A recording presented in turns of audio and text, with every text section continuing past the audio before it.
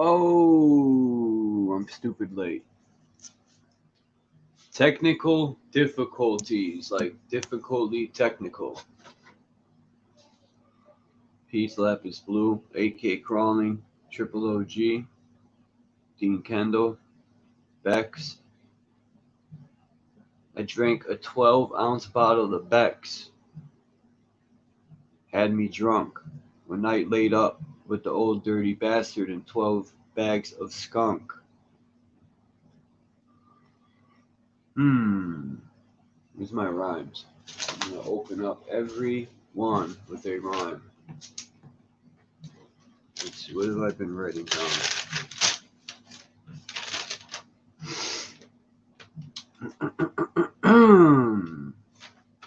I put a hole between your two ears, piercing your third eye.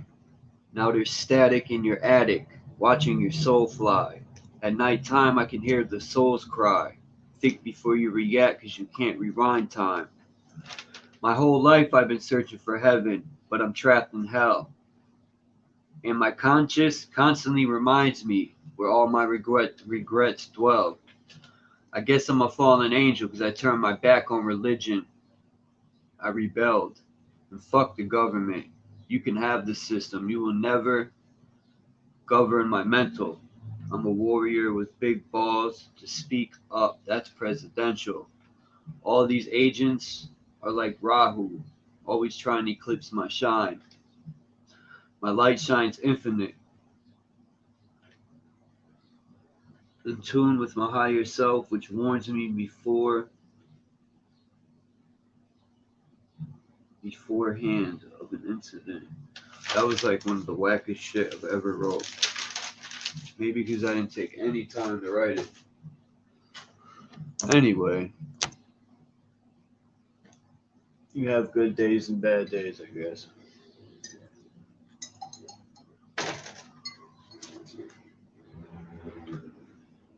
Believe it or not, one of my favorite authors so far is Manly P. Hall. I like the book Secret Teachings of All Ages. So I went ahead and I read a lot out of that book on my channel. So I went out of my way and downloaded this new book he has. I couldn't pick one. You never judge a book by its cover, but the problem with this situation is all the covers of his books sound very, very interesting. I want to read them all. I don't think the book I downloaded is in the title. I think I changed it to a different book. Oh man, how did this happen? Huh. I downloaded The Wisdom. Hold on. I downloaded 3 books. And the third book came up 6 times, and they're all different megabytes. This one sounded. I read a little bit into it already. It sounds pretty good. Which one do you want to read? The Wisdom of the Knowing Ones. The other one is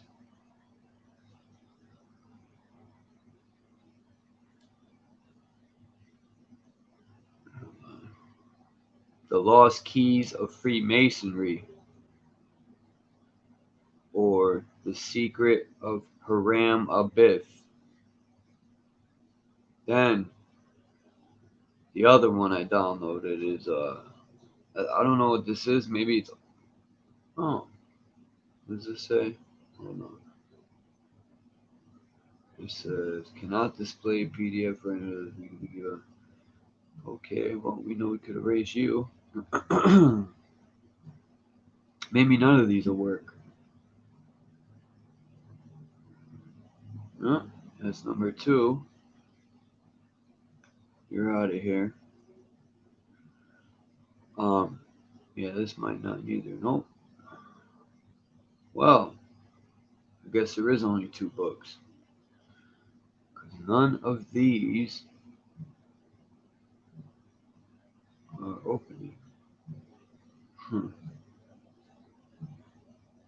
I personally am just going to go with the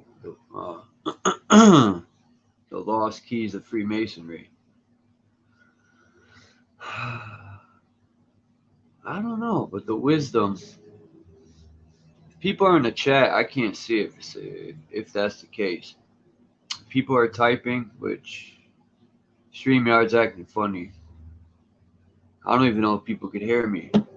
I should have tested out. Hold on. Make sure people can hear me. Can you hear me? Can you open your ears and get that wax out? Anybody home?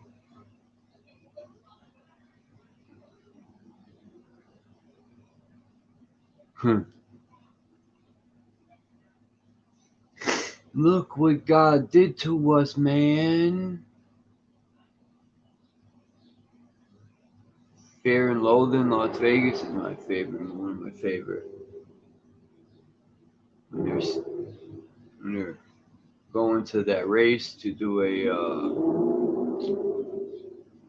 I don't want to say interview, more or less a something. And he goes, as my lawyer, I advise you to get lots of cocaine. Man, they had a whole suitcase of uppers, downers, lefters, righters, you name it. If you haven't seen Fear and Loathing Las Vegas with Johnny Depp, I advise you to go see it. He's tripping so hard in that movie. He sees dinosaurs. Yeah, adrenochrome had him lit. I'll never take that shit. Wisdom of the Knowing One. Might as well read. Dinosaurs. Alright, no, I know it's adrenochrome had him lit. I'll never take that shit. All praises due to the monkeys. Those are my ancestors, the monklets.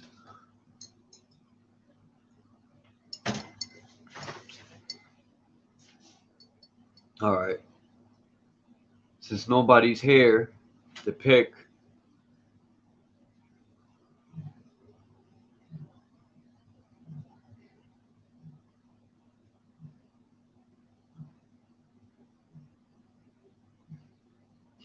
it says the first thing I wrote for the Lost Keys of Freemasonry or The Secret of Hiram Abiff. I wonder what that means. Is there two titles to this book? Or is there two different books in one? I don't know. But the first thing I read says right here, the steady demand and increasing popularity of this volume, of which 18,000 copies have been printed since it first appeared a few years ago. How's that? How did it just... Didn't Manly P die a long time ago? The text can be read with profit by both new and old Mason, for within its pages lies an interpretation of Masonic symbolism, which supplements the monitorial instruction usually given in the lodges.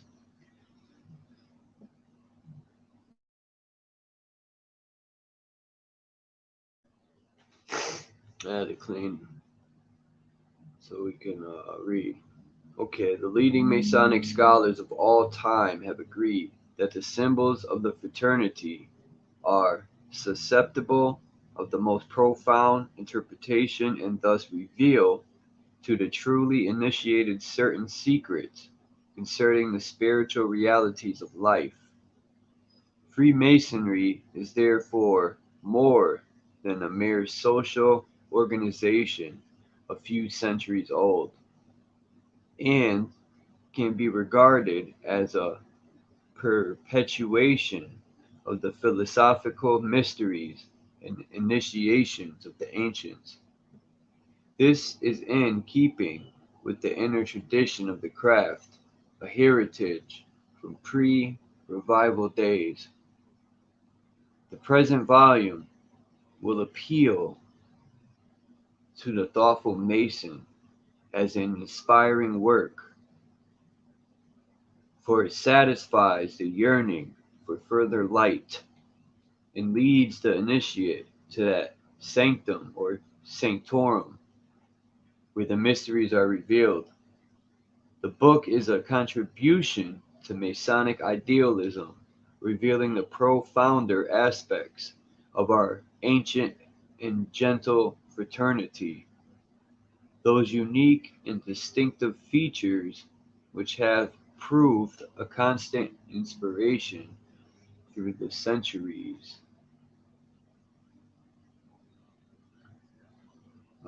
This says foreword by Reynold E. Blight. Reality forever eludes us. Infinity mocks our puny efforts to imprison it in definition and dogma. Our most splendid realizations are only adumbrations of the light. In his endeavors, man is but a mollusk seeking to encompass the ocean. Yet man may not cease his struggle to find God. There is a yearning in his soul that will not let him rest, an urge that compels him to attempt the impossible, to attain the unattainable. He lifts feeble hands to grasp the stars, and despite a million years of failure and millenniums of disappointment, the soul of a man springs heavenward with even greater avidity than when the race was young. That was deep. He pursues, even though the flying ideal eternal slips from his embrace, even though he never clasps the goddess of his dreams. He refuses to believe that she is a phantom. To him, she is the only reality. He reaches upward and will not be content until the sword of Orion is in his hands and glorious Arcturus gleams from his breast. Huh? Sorry. Man is Parsifal, searching for the sacred cup. Sir Lawnful. Yeah, I think it's Lawnful. Adventuring for the Holy Grail. Life is a divine adventure, a splendid quest. Language falls. Words are mere ciphers. And who can read the riddle? These words we use, what are they? But vain shadows, form and sense. We strive to clothe our highest thought with verbal trappings that our brother may see and understand. And when we would describe a saint, he sees a demon. And when we would present a wise man, he beholds a fool. Fie upon you, he cries, thou too art a fool. So wisdom drapes her truth with symbolism and covers her insight with allegory. Creeds, rituals, poems are parables and symbols. The ignorant take them literally and build for themselves prison houses of words, and with bitter speech and bitterer taunt denounce those who will not join them in the dungeon. Before the rapt vision of the seer, dogma and ceremony, legend and trope dissolve and fade, and he sees behind the fact the truth, behind the symbol the reality. Through the shadow shines ever the perfect light. What is a Mason? He is a man who in his heart has been duly and truly prepared, has been founded worthy and well qualified, has been admitted to the fraternity of builders, been invested with certain passwords and signs by which he may be enabled to work and receive wages as a master mason and travel in foreign lands in search of what which was lost, the word. Down through the misty vistas of the ages, rings of clarion, declaration, and although the very heavens echo to the reverberations, but few hear and fewer understand. In the beginning was the Word, and the Word was with God, and the Word was God. Here then, in the eternal paradox, the Word is lost, yet it is ever with us. The light that illuminates the distant horizon shines in our hearts. Thou wouldest not seek me, hast thou not found me. We travel after only to find that which we hunger for at home. And as Victor Hugo says, the thirst for the infinite proves infinity. That which we seek lives in our souls. This unspeakable truth, the unutterable perfection, the author has set before us in these pages. Not a Mason himself, he has read the deeper meaning of the ritual, not having assumed the formal obligations. He calls upon all mankind to enter into the Holy of Holies. Not initiated into the physical craft, he declares the secret doctrine that all may hear. With vivid allegory and profound philosophical disquisition, he expounds the sublime teachings of Freemasonry, older than all religion, as universal as human aspiration. It is well blessed are the eyes that see, and the ears that hear, and the heart that understands.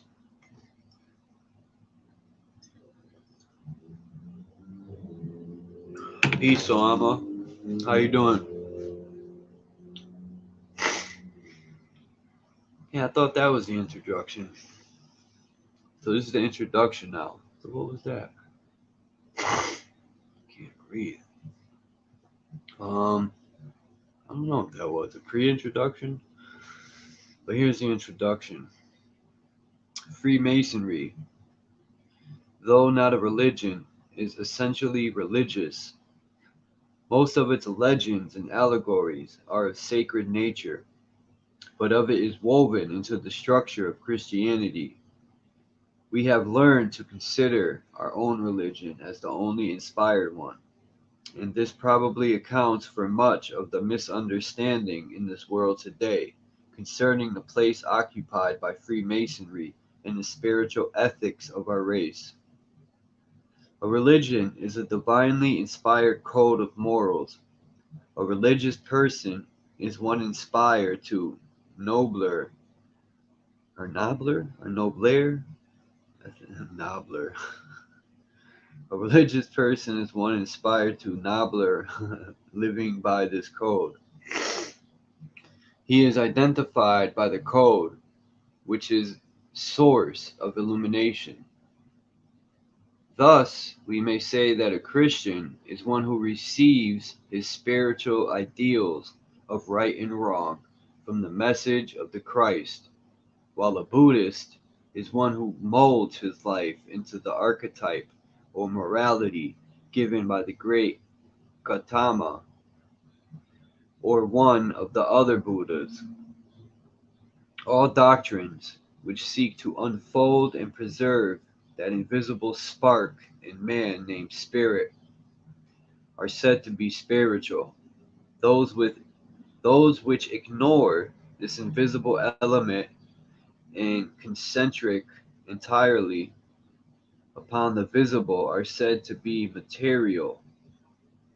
There is in religion a wonderful point of balance, where the materialist and the theology are two ends of a single truth, but the world will never receive the full benefit of their investigations until they have made peace with each other and labor hand in hand for the accomplishment of the great work, the liberation of spirit and intelligence from the three-dimensional prison, house of ignorance, superstition, and fear, that which gives man a knowledge of himself, can be inspired only by the self. And God is the self in all things. In truth, he is the inspiration in the things inspired. It has been stated in Scripture that God was the Word and that the Word was made flesh. Man's task now is to make flesh reflect the glory of that Word, which is written, which is within the soul of himself. It is this task which has created the need of religion, not one faith alone, but many creeds, each searching in its own way, each meeting the needs of individual people, each emphasizing one point above all the others.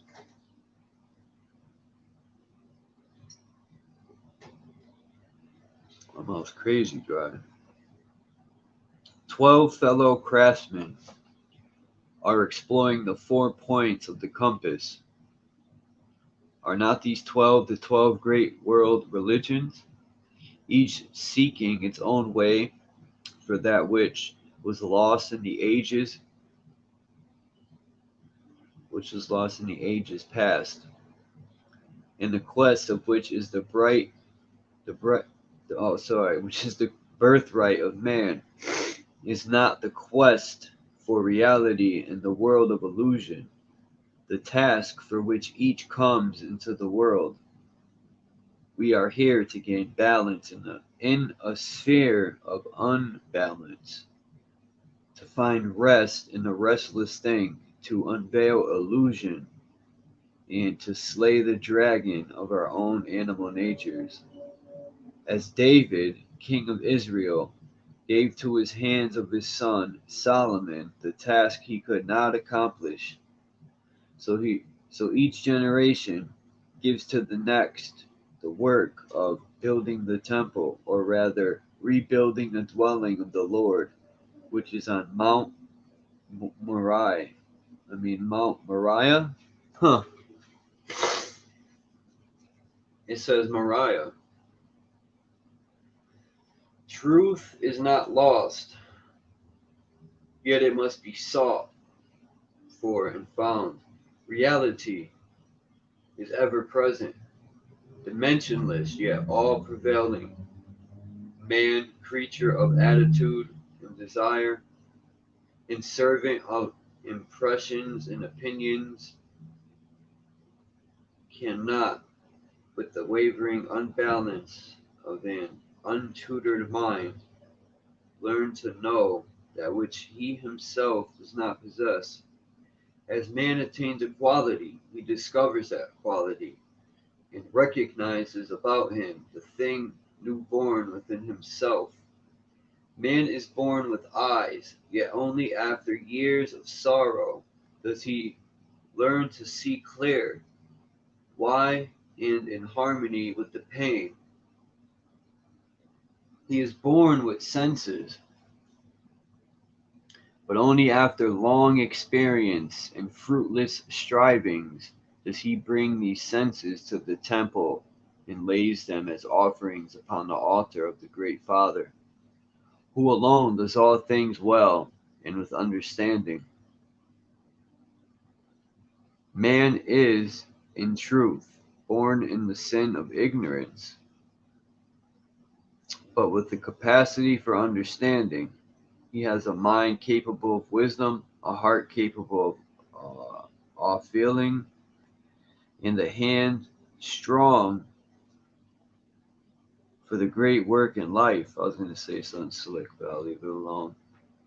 Truing the rough ashlar into the perfect stone. What more can any creature ask than the opportunity to prove the thing he is, the dream that inspires him, the vision that leads him on? We have to right to ask for wisdom. In whose name do we beg for understanding? But what authority do we demand happiness? Yourself. None of these things is the birthright of any creature, yet all may have them. If they will cultivate within themselves the thing that they desire, there is no need to take, nor does any deity bow down to give man these things that he desires. Man is given by nature a gift, and that gift is the privilege of labor. Though labor, he learns all things, or through labor, he learns all things. Religions are groups of people gathered together in the labor of learning. The world is a school. We are here to learn, and our presence here proves our need for instruction. Every living creature is struggling to break the strangling bonds. Let you guys go. The strangling bonds. Uh-oh.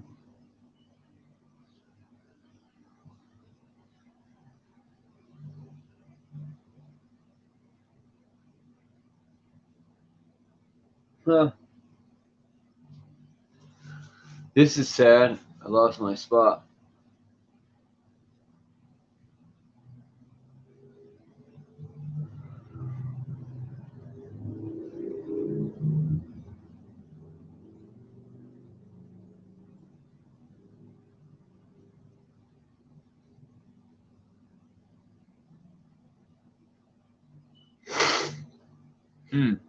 I don't remember where I left off here. I can't find it. Anyway, let me just start somewhere then. Oh, right here. Man is in truth born in the sin of ignorance, but with the capacity for understanding. He has a mind capable of wisdom, a heart capable of off feeling, and a hand strong for the great work in life, truing the rough ashlar into the perfect stone. What more can the creature ask than the opportunity to prove the thing he is, the dream that inspires him, the vision that leads him on? We have no right to ask for wisdom. In whose name do we beg for understanding? By what authority do we demand happiness? None of these things is the bright is the birthright of any creature, yet all may have them. If they will cultivate within themselves the thing that they desire, there is no need of asking, nor does any deity bow down to give man these things that he desires. Man is given nature, a gift, and that gift is the privilege of labor. Through labor, he learns all things. I could agree with that. Religions are groups of people gathered together in the labor of learning. The world is a school. We are here to learn, and our presence here proves our need of instruction. Every living creature is struggling to break the strangling bonds of limitation, that pressing narrowness which inhabits vision and leaves the life without an ideal. Every soul is engaged in a great work, the labor of personal liberation from the state of ignorance. The world is a great prison, its bars are the unknown, and each is a prisoner until, at last, he earns the right to tear these bars from their moldering sockets and pass, illuminated and inspired, into the darkness, which becomes lighted by that presence. All peoples seek the temple where God dwells, where the spirit of the great truth illuminates the shadows of human ignorance. But they know not which way to turn, nor where this temple is. It's you, you're the temple. The mist of dogma surrounds them. Ages of thoughtlessness blind them. Limitation weakens them and retards their footsteps. They wander in darkness seeking light, failing to realize that the light is in their heart of the darkness. To the few who have found him, God is revealed. These in turn reveal him to man, striving to tell ignorance the message of wisdom. But seldom does man understand the mystery that has been unveiled. He tries weakly to follow in the steps of those who have attained, but all too often finds the path more difficult than he ever dreamed. So he kneels in prayer before the mountain he cannot climb, oops, from whose top gleams the light which he is neither strong enough to reach nor wise enough to comprehend. He lives the law as he knows it, although fearing in his heart that he has not read aright the flaming letters in the sky, and that man and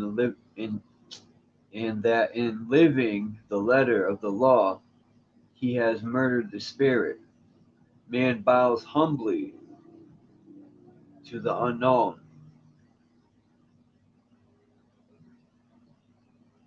Piaping or piapling? I don't know. The shadows. I think that says piapling.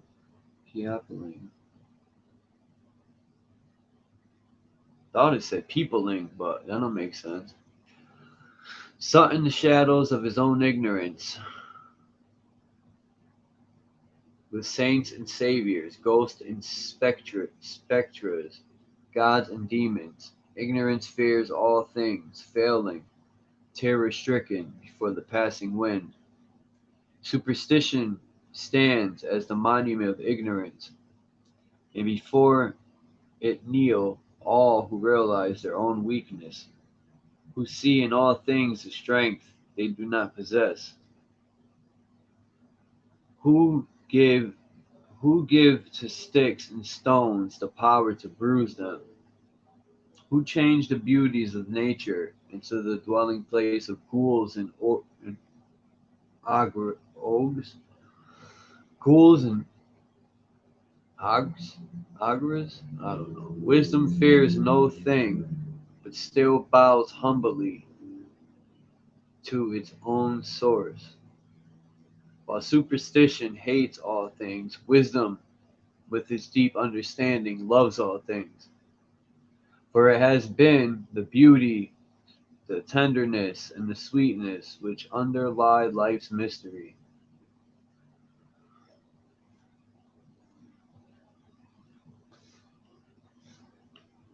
Life is the span of time appointed for accomplishment. Every fleeting moment is an opportunity, and those who are great are the ones who have recognized life as an opportunity for all things. Arts, sciences, and religions are monuments standing for what humanity has already accomplished. They stand as memorials to the unfolding mind of man, and through them man acquires more efficient and more intelligent methods of attaining prescribed result.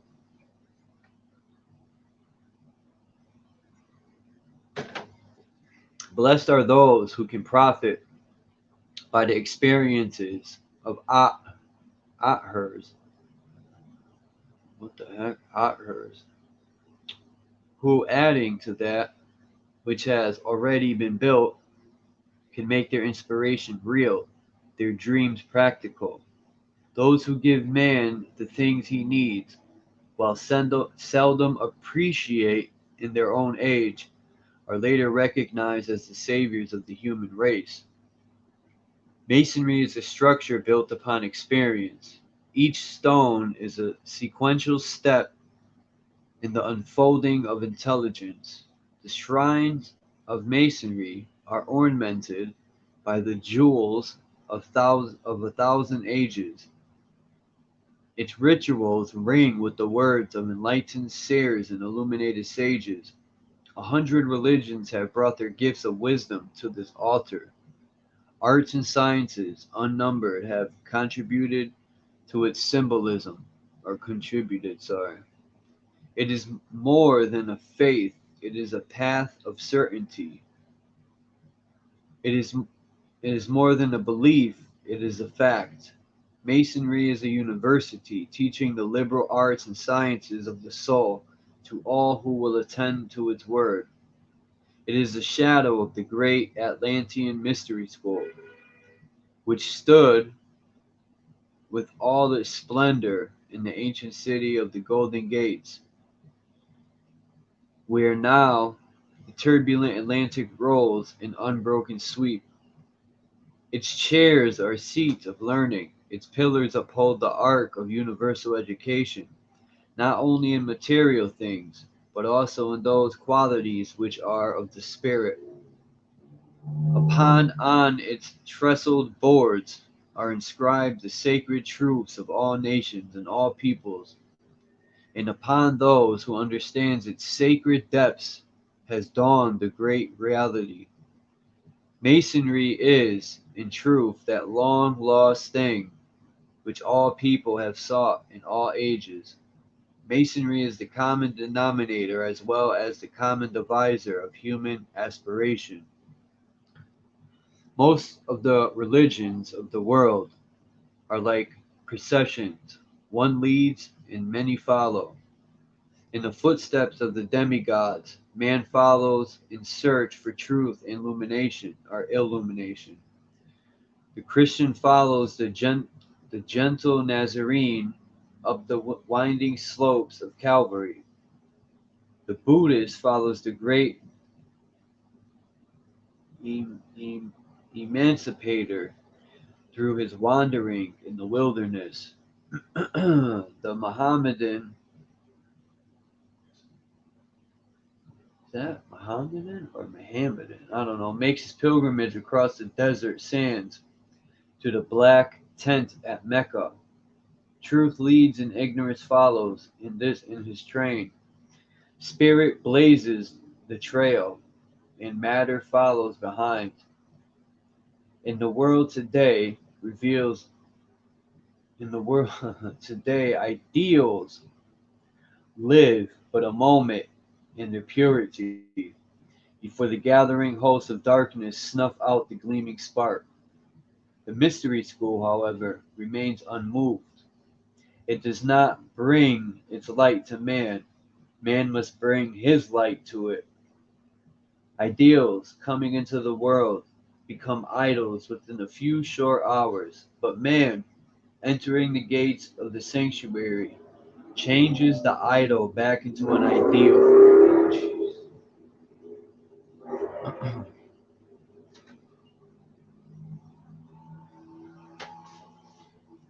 Man is climbing an endless flight of steps, with his eyes fixed upon the goal at the top. Many cannot see the goal, and only one or two steps are visible before them. He has learned, however, one great lesson, namely, that has built his own character, he is given strength to climb the steps. Hence, a mason is the builder of the temple of character. He is the architect of a sublime mystery, the gleaming, glowing temple of his own soul. He realizes that he best serves God when he joins with the great architect in building more noble structures in the universe below. All who are attempting to attain mastery through constructive efforts are Masons at heart, regardless of religion, religious sect, or belief. A Mason is not necessarily a member of a lodge. In a broad sense, he is any person who daily tries to live the Masonic life and to serve intelligently the needs of the great architect. The Masonic brother pledges himself to assist all other temple builders in whatever extremity of life, and in so doing he pledges himself to everything, to every living thing, for they are all temple builders, building more noble structures to glory of the universal God. The true Masonic Lodge is a mystery school, a place where candidates are often out of the follies and foibles of the world and instructed in the mysteries of life, relationships, and the identity of that germ of spiritual essence within, which is in truth the Son of God, beloved of his Father. The Mason views life seriously, realizing that every wasted moment is a lost opportunity, and that omnipotence is gained only through earnestness and endeavor. Above all other relationships, he recognizes the universal brotherhood of every living thing, the attitude towards all the world, for he is the comrade of all created things. He realizes also that he is the spirit, is a glowing, gleaming jewel, which he must enshrine within a holy temple built by the labor of his hands, the meditation of his heart, and the aspiration of his soul. Freemasonry is a philosophy which is essentially creedless. It is the true word for it. Its brothers bow to truth regardless of the bearer. Excuse me. They serve light instead of wrangling over the one who brings it. In this way, they prove that they are seeking to know better the will and the dictates of the invisible one. No truer religion exists than that of world comradeship and brotherhood, for the purpose of glorifying one God and building for him a temple of constructive attitude and noble character. I'll end it there.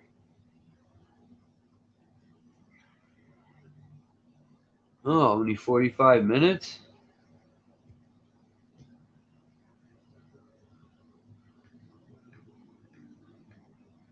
Yeah, I'm not reading another. What? That wasn't even chapter one. Damn. I don't know. I would keep going, but wait a minute, where did I leave? Oh yeah, I left off here.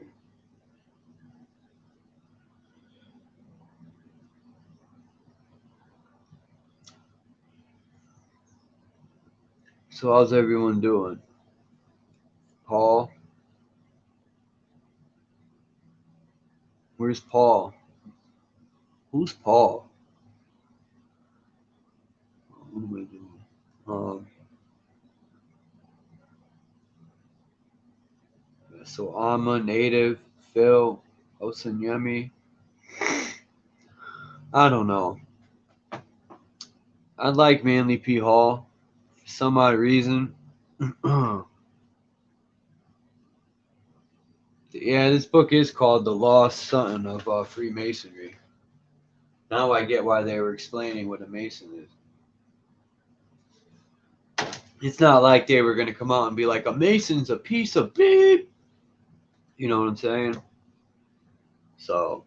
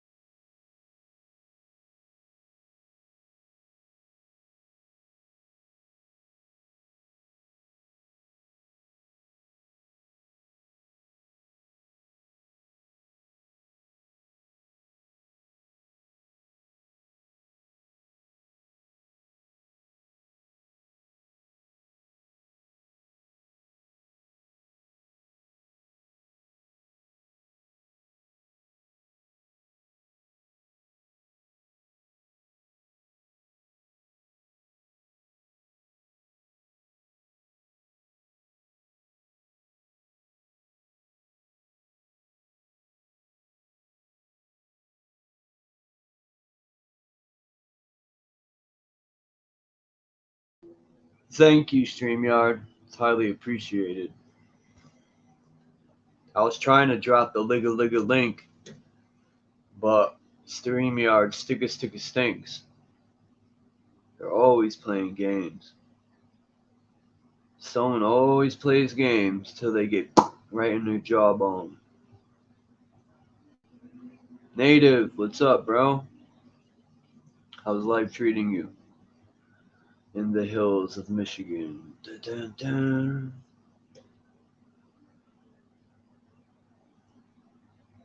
You gotta go watch Marvin the Martian, man. I couldn't believe that episode that had a freaking Mars rover on it. Talk about predictive programming. Let me show you something. Fire Marshal Bill used to have me dying. What you know about Fire Marshal Chuck? Come on, StreamYard, drop the effing link.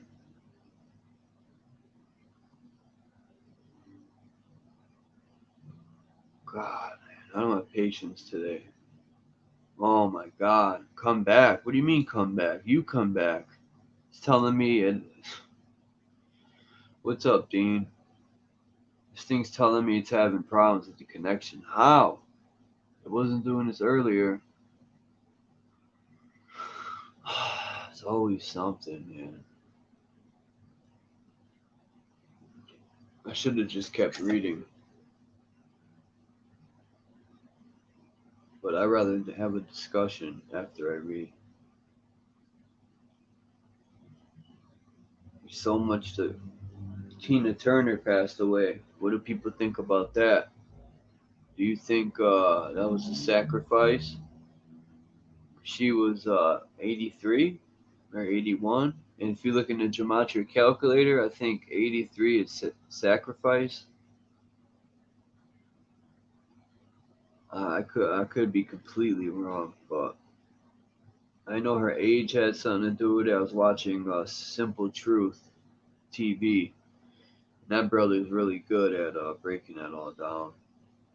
I know this book's gonna be good because I read just the intro, and it says Abraxas, a Gnostic pantheos, and people look at Abraxas and they always 83. Up there you go. I know it. Um, and they say Abraxas is so evil, this and that, but Abraxas got a cymatic symbol, right? And if you look at Abraxas symbol, I got it right here. I just noticed this, right? He got snake feet, but what's under the snake feet? A cymatic symbol. Oh, come on, no one wants to hear that.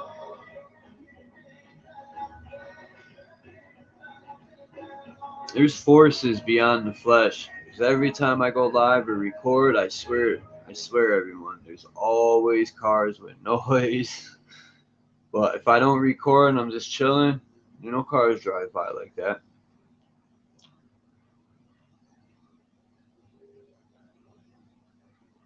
I'm looking at the Abraxas symbol. Yeah, he's got two snakes, and right under the snake feet is a cymatic symbol, and he's got the four horses, which could be the four horsemen, it could be whatever, and he's got a shield with a chicken head.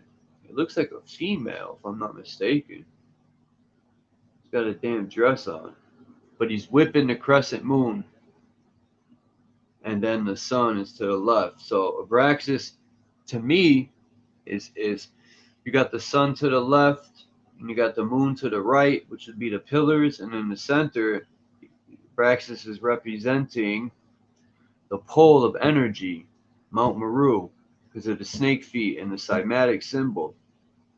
And the chicken head could represent the bird that's always at the top where Polaris is at. You know how there's always a bird there, but why would they put a chicken? It's usually like a dove or something cool. Of course, I have questions we could build on. Triple OG. The name Abraxas, coined by Basilides, the Egyptian Gnostic, is a word symbol consisting of 7 letters, which signified the 7 creative powers or planetary angels recognized by the ancients. Samson Arnold Mackey advances the theory that the name is compounded from 2 ancient words, Aber, which means a bull, and Axis, which means the pole. Ha! I didn't even read this yet, and I knew he was standing for the pole. The substantiate his belief, he brings forward the fact that a motion of the earth, commonly called the alternation of the poles, no, pole, not poles, resulted in the vernal equinox taking place at one time in Taurus, the celestial bull, over the North Pole. The 4 white horses drawing the chariot of Abraxas symbolizes the 4 ethers, by means of which the solar power of Abraxas is circulated through all parts of the universe. The 7-lettered name of Abraxas is symbolically significant of his 7-rayed power. The modern word has any knowledge whatever of ancient Gnostic symbolism is largely due to the cupidity of those individuals who set themselves the task of destroying every intelligible record of Gnostic philosophy, for wishing to keep rather than destroy articles of commercial value. The fanatics preserved gems upon which Gnostic symbols were engraved. The above plate is the enlargement and amplifications of Gnostic jewel, the original stone being a trifle over an inch in height. Rings and other articles of jewelry set with Gnostic gems were undoubtedly used by members of the cult as means of identification. As the order was a secret society, the designs were small and inconspicuous. Interesting. I had to read that. I'm done reading. I'm going to read that book instead next. I wanted to try out the Freemason one, the Lost Keys, but I think that this one would be more interesting. I'm going to end up reading all of Manly P. Hall's books. Yeah, he might be a Mason. Yeah, he might be this or that, but that don't mean shit. He has a lot of good books that has a lot of good information in this construct of life or in the system. This construct.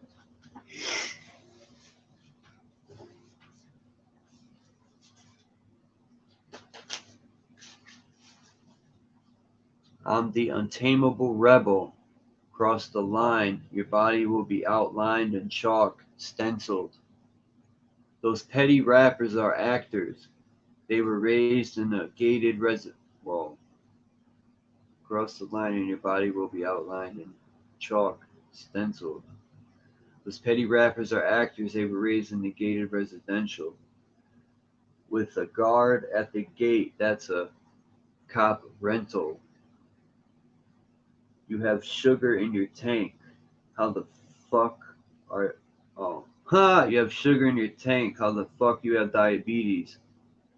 Your sister sucks beep for your sport. She should be on a box of Wheaties. She gives me the heebie-jeebies. You're blind to the fact you can never see me. What you know about that? Did I drop the link? Romans time. Yeah, that's all they did was row boats.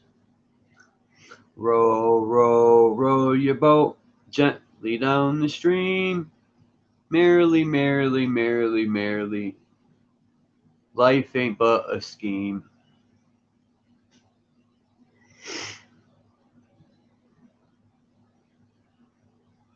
I wonder how Lucid's doing, man. I've been trying to call him for a minute. Has anyone heard from him? Anyone see him in any that sounds like a stalker, right? By all means, I have a right to be worried. Oh, someone's here. Knock, knock. Dean's here. Should I let him in? Hey, What's up, OG? hello. How are you? Good. How you doing? No, not too bad. Yeah, What's today? Oh, it's Sunday. what's today? Sunday over here. Yep. Isn't that crazy? You're in the so-called future, but yet it's all one realm somehow. Like you're at the Yeah, I know. beginning of the Ferris wheel, or the beginning of the what is that called with the horses? At the damn, I forget carousel. Like you Oh, the know, we carousel. live on a stationary plane. Yeah, but the stars are the carousel. It's interesting, That's what all keeps this, track of I time. mean, I got, Maureen has this saying, KIS, keep it simple. She puts the other S in there and she says stupid, and sometimes we have to How say about that to some people. But, how about a wasp? eh? You know what a wasp is? A worthless A ass what? satanic priest. Yeah.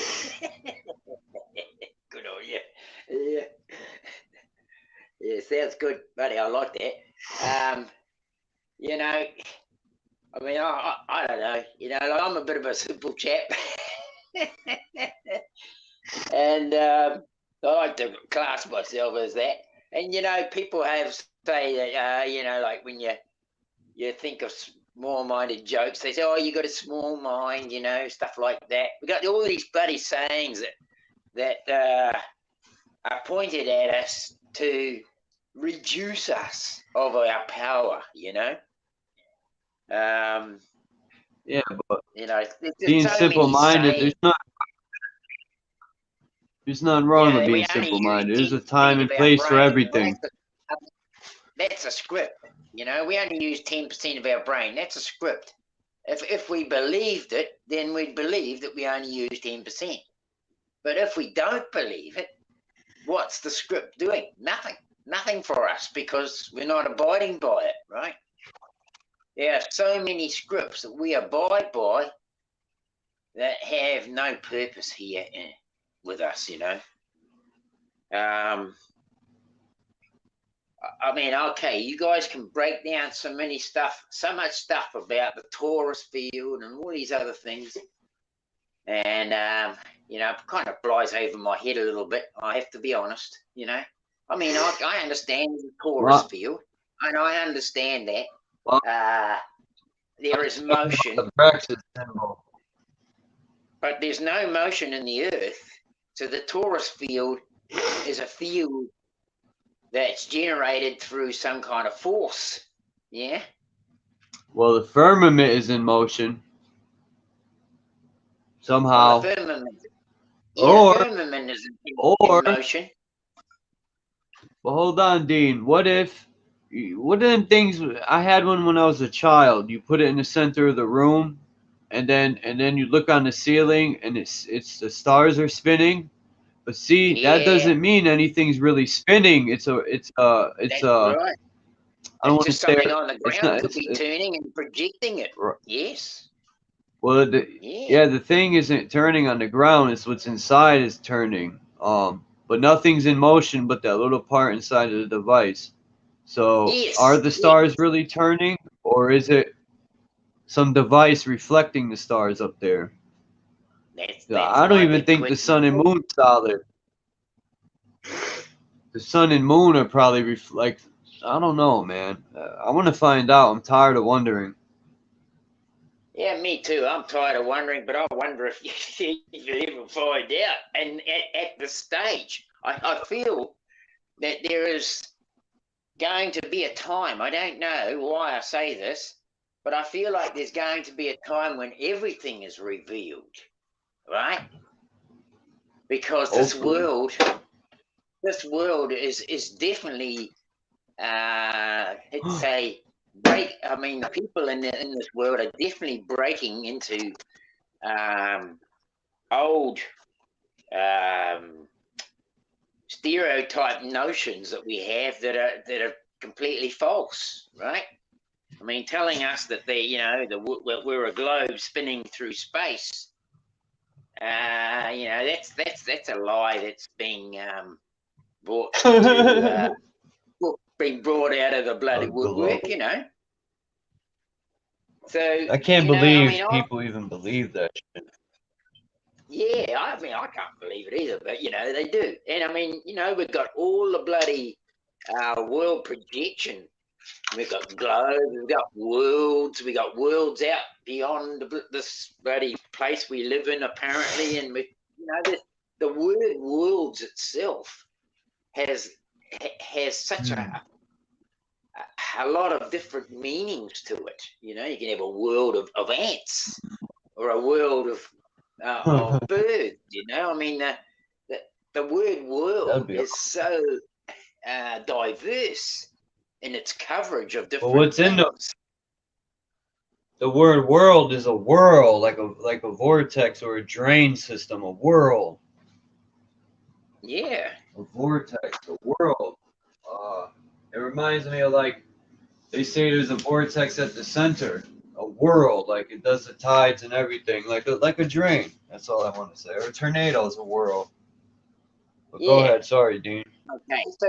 So I've been on, and I always have been on about deforestation. It's one of my big issues in my entire life. Like when I left school, um, you know, um, I just wanted to get away from the world and get out into the bush and just be separate of that bloody bullshit. And you know, um, and so I've always been a gardener and those sorts of things. But I've been doing a bit of research into this deforestation stuff, and I've even got a thing. I don't know whether you've seen it, but I sent it to the VIP Telegram. I'm hoping that some people will be able to pick it up from there. I just cannot share links. I don't know how. I don't know what to do. And by cutting the trees down is going to bring on the ice age quicker. Well, the other thing too, Chuck, is that what I noticed over in Queensland, for example, there's a place called the Daintree, and it's a river that runs through northern Queensland, and it's one of the wettest areas that I know on Earth. And like it's a real tropical wetland. But was it 2020? They had fires going through that place I feel that should never have happened. It's like, where did those fires come from? How did they even get to go through such a wet climate?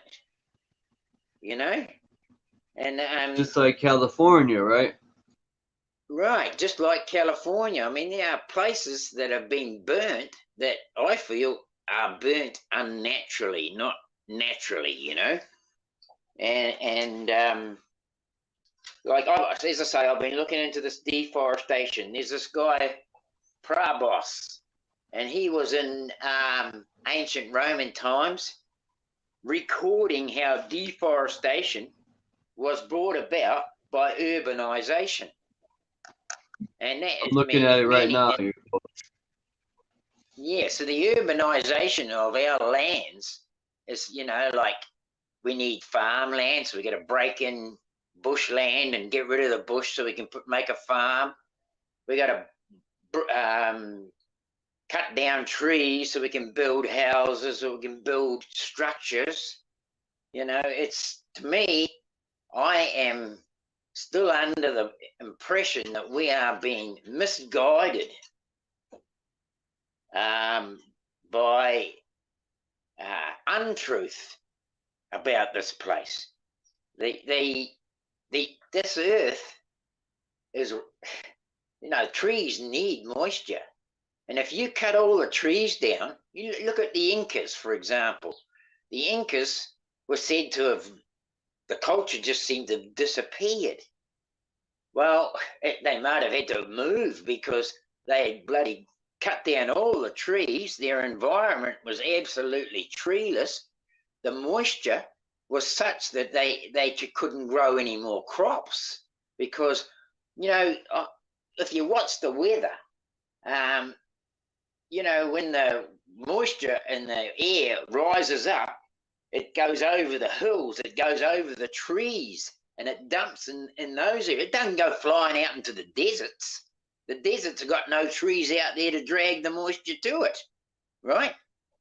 And so it's the trees that drag this moisture into the atmosphere. And if it wasn't for the trees dragging that up there, we wouldn't have rain, I mean, evaporation happens off the ocean for sure. Absolutely. And there's a great deal of it. But I still believe that if without the trees, the land dries out. And when the land dries out, it becomes burnable, it becomes tinder. And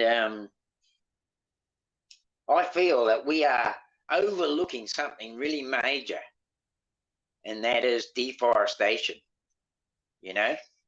I think that's a real crux of the story going on here that is being overlooked. I'll land my plane there.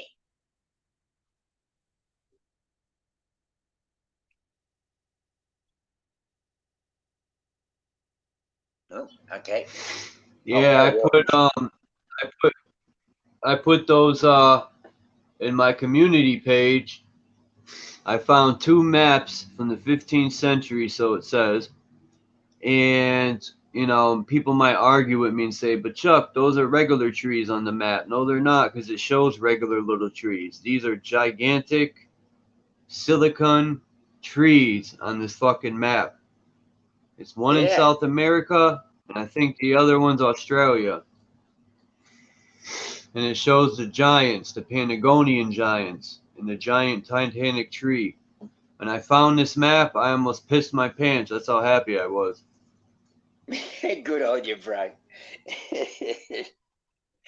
Yep, fully. I mean, I posted them.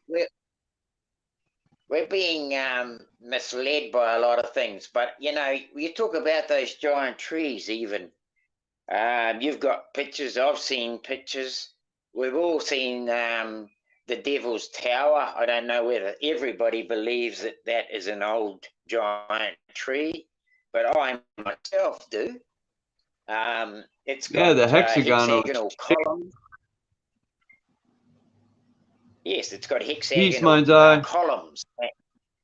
And these hexagonal columns, they say they're volcanic and they're extruded by volcanism. Well, that's a load of rubbish. How can a bloody volcano not melt a column into glass, No way volcanoes did that. I got pictures of how volcano settles. It looks nothing like hexagons. Exactly. You could look at all the volcano the way it settles, and none of it turns to hexagons. None of it. None of it, exactly. And so these giant trees, such as Devil's Towers, are the remnants of these massive trees that you have seen in that map. Yeah.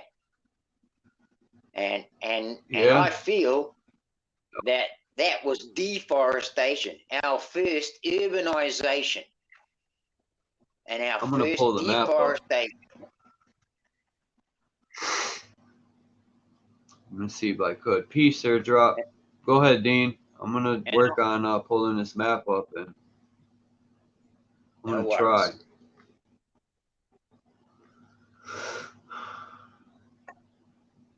If anyone wants to come up, I dropped the link. we're discussing basically anything, but we're just talking about this map I got and deforestation. That's what we're talking about. And Yep. trees and Titan trees and why they've been deforested and what happens when they're deforested. So that's what we're just Discussing. Yeah. rambling about. It's I found this map too. I gotta show London.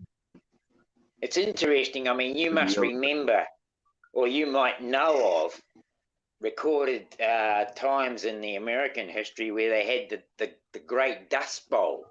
I don't know what state it was in, but that Great Dust Bowl was the deforestation of all that land, and it was turned into farmland. And once the moisture had gone, it just turned to dust, right?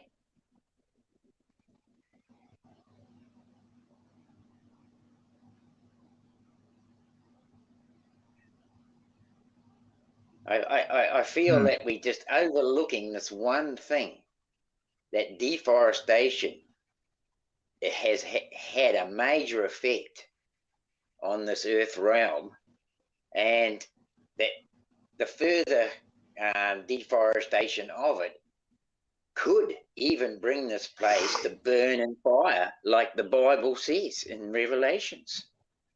Right. Well, look at California with the direct energy. I mean, I don't know. It's scary. It's kind of scary, man, to know they got weapons like that. That's what I'm saying. If we don't do something now, man, we're forever cooked. But I refuse to. I don't think there's anything we can actually do to get rid of these buggers without exposing them for who they are. I think that's the real way that we're going to get rid of them, is the exposure, not the let's say getting rid of them. You know, if we could go and shoot one of those buggers, and another one will pop up to take his place. You know, it's like the head of what is it? The jelly, that hydra that you cut off the head and it will just grow another one back. You know, there's always someone here to take the place of another person, right? You know, to keep the agenda going. Yeah, like we're chop shops. And really, a lot of these buggers that stand up like this are just so worlded, so caught up in the world that they don't even see what the world is doing, right? Nope, they're blind. They're definitely blind. And it's sad.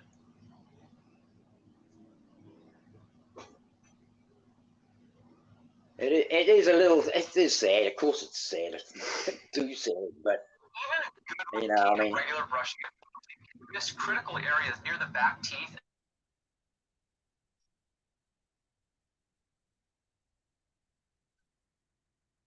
you know, there's someone there.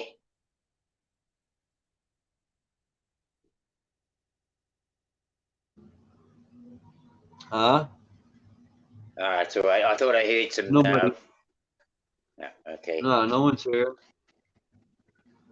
Yeah, I wish I had I wish I had receipts to bring to show, you know, how this deforestation is affecting our realm. And you know, I mean, I was a member of Greenpeace back in the 80s. I wasn't like one of these buggers that was on the Rainbow Warrior, although I would have loved to have been out there bloody chasing ships who were bloody, you know, harvesting whales. I was really dead against that then, and I'm still dead against it. And You know, I would have loved to be on a boat, buddy, chasing after ships, buddy, telling them to piss off, leave our whales alone, you know. And yeah, but you know, I was right into caring for our earth, and I've always felt that it's something that we overlook in our day-to-day lives, is the care of our earth, you know. If we had done like the Bible said in the beginning, you know, that we were to look after the animals and to look after the earth, you know, that was our job. Well, hell, we haven't done a very good bloody job of it, have we? You know, it's being laid to ruin and waste in front of our eyes. It's disappointing for me. It's disappointing that the world can just, you know, go wherever it wants to destroy whatever it wants, and nobody is to blame. You know, oh, the world did it. You know, don't worry about it, mate. It's got nothing to do with me. The bloody world is at fault. Well, the world's at fault, and nobody can blame the world, because who's the world? The world is what we call this places. But I think the world is actually the people. We have been worlded by an idea. You know, with I'm losing me speech. I'm running out of words to say.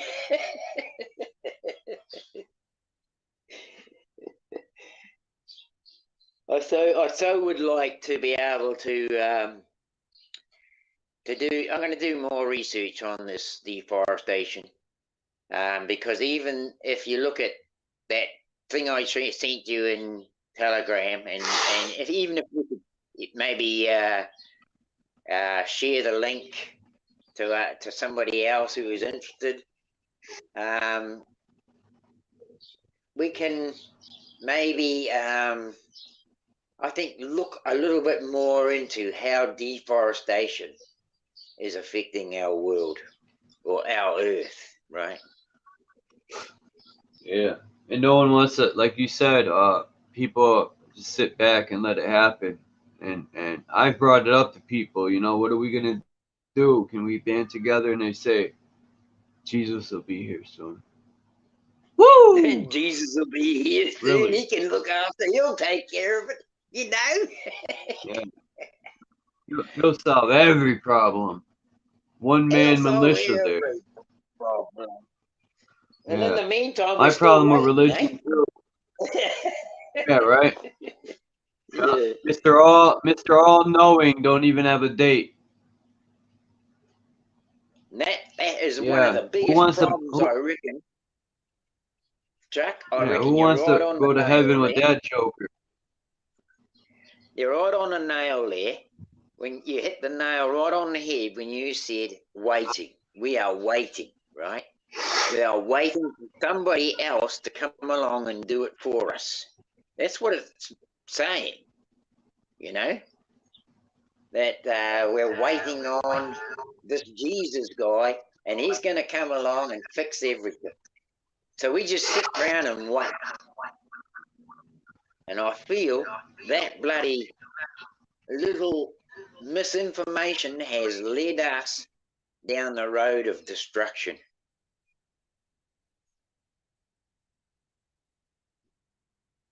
There's nobody standing up, going to go and fix anything. Hey, we don't have to. We've got Jesus coming to do it for us, right?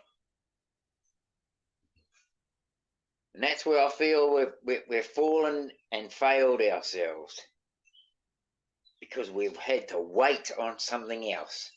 We've been taught to wait on this single one person that's going to come and heal and save everything. And so far, we're still bloody waiting. You know, we're not doing.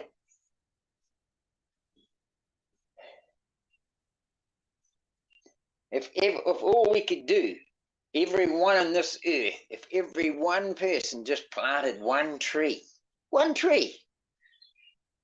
and that tree was allowed to survive, we're meant to have what, 8 billion people? 8 billion. Imagine if one person was to plant one tree one day, you know, in a year. That would be 360 times 8 billion, right? According to the figures of the population of the earth. That's a lot of trees we could plant, you know? A lot of trees.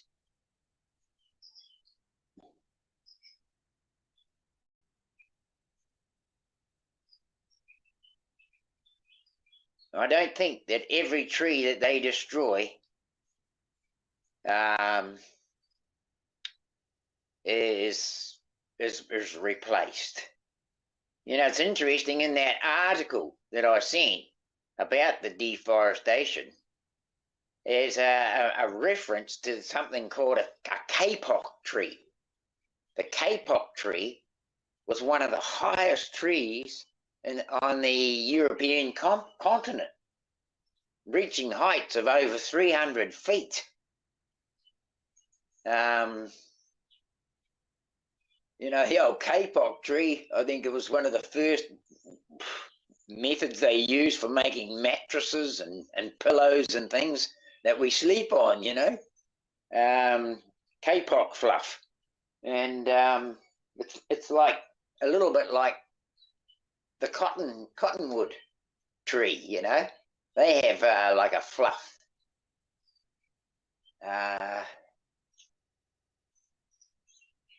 I'm just trying to check something out. Yeah, and so, you know, we've got all these different what would you call it? Urbanizations, where we're using our very realm to build the structure of the infrastructure, really, that is the cities and the urbanizations of this world. I feel urbanization has been probably the biggest cause for deforestation. And so we got to go back to for me, I've got to go back to the question, do we really need houses? Do we really need all these constructions of buildings? Because the animals have lived quite well without bloody buildings. They can live out in the rain. They can live out in the weather. And they survive. And some of them even thrive here. So why is it that we have to have these buildings, that we have to dig into the earth and mine out steel and all this other stuff from its within the surface of the earth just to build these structures in the first place? I mean, to me, we've been misled to believe we even need to live in buildings, you know?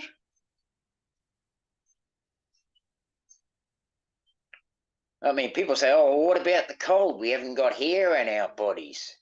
Well, we can make clothing. We can make clothing out of flax, out of lots of different materials, out of hemp. I don't think what I think is that we've been softened by this world. We got a roof over our head. We got fires and things to keep us warm, and we got electricity to improve our lives so we don't have to work. Well, to me, that's buggered a lot of this place. you know, to me it was like a shafting that we were given to believe, but it's not true. Native people, indigenous folk, live around this place building grass huts and straw buildings. They don't need to, or mud. They don't need to bloody build it with bloody concrete, with rock and all that. I mean, if they wanted to build a rock, they can build it out of the rubble.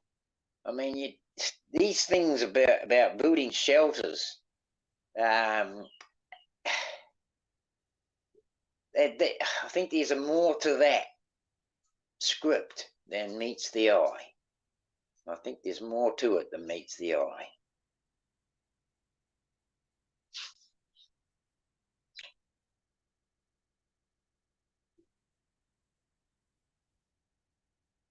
Are you there, Chuck? No.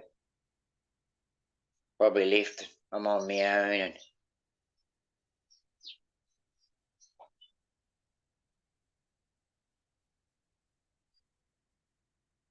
And I know. I'm still here with someone else. Have I been muted or anything? No, I got booted out. Oh, okay. Of course my clip didn't upload. What's going on here? Let's try again. I'm going to go and get something warmer on.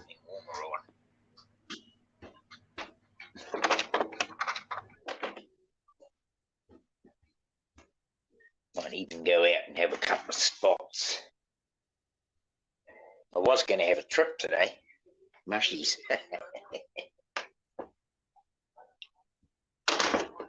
Did he come in? Come on there, little dog.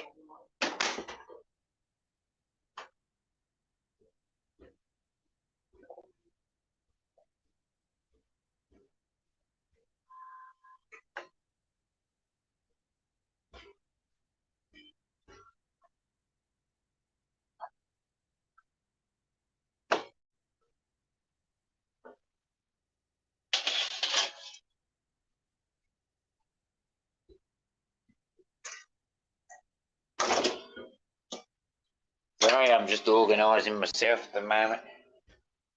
Trying to find out where the little bubba is, so he's not bloody going outside. His doors are left open. Where is he? Oh, he's having a sleep. Okay. Okay. I'm just checking on the great grandson.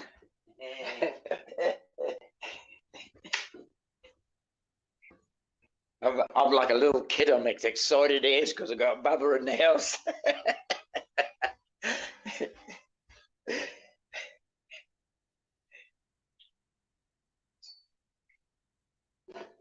Right.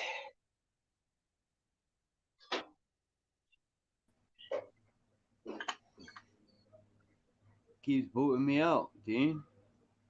Oh, bro. Yeah, I keep trying to upload this thing to show the map. In a minute, I'm about to say screw it. Try it one more. Right. There we go.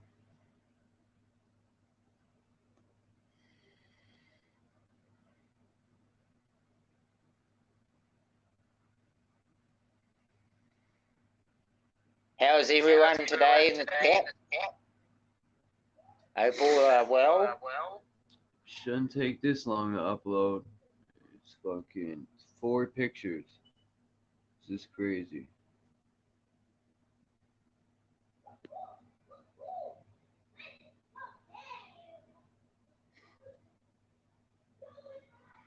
What's this? I was just over at Adrian's live before, just listening.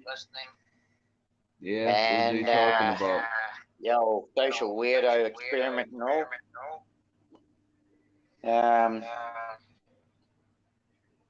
And I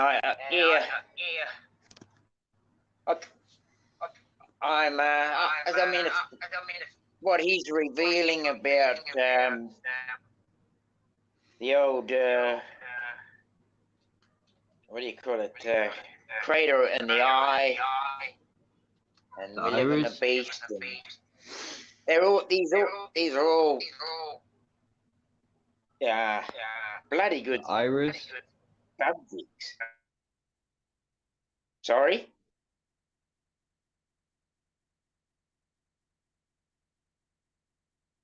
They're all good subjects, and I think that, you know, everything that we bring to light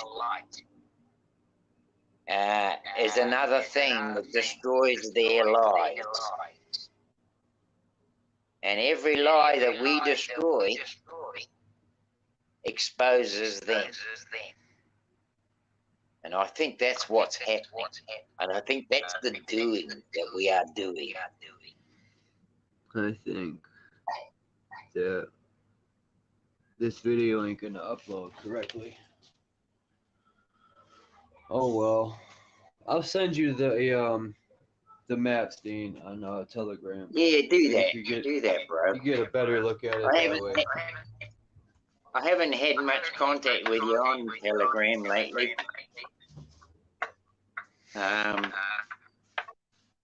But yeah, you can share anything you like to the VIP or even to me personally, because I will always open it and I'll always take it into consideration and do a lot of, give it a lot of thought.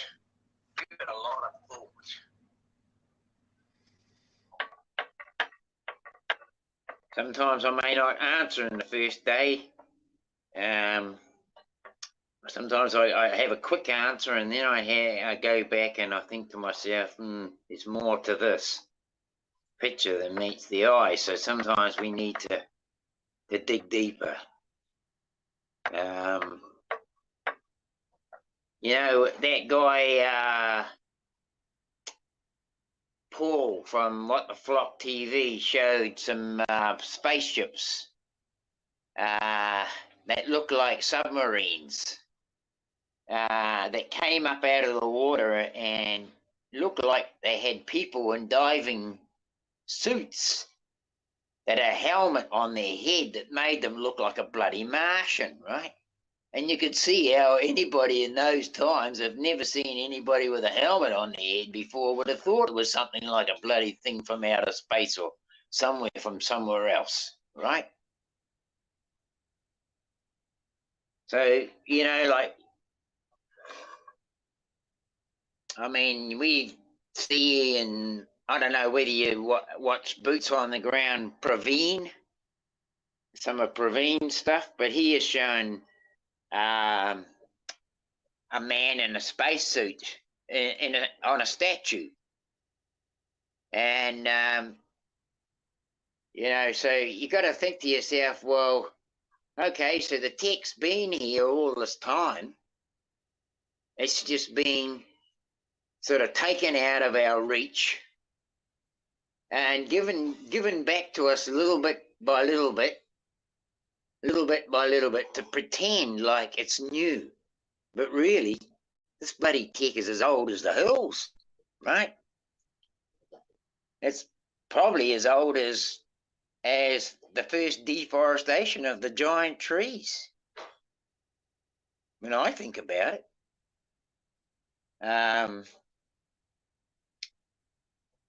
You know, they say it's millions of years. I don't believe that, of course. But I do believe a tree has a lifetime. And I do know that we got trees in our country that are said to be 300 plus years old. Some of them even older. There are sequoia trees in North America that they say some of them are 1,000 years old. There's one old tree in England, I think it's called a yew tree, and it's meant to be something like, you know, several thousand years old. But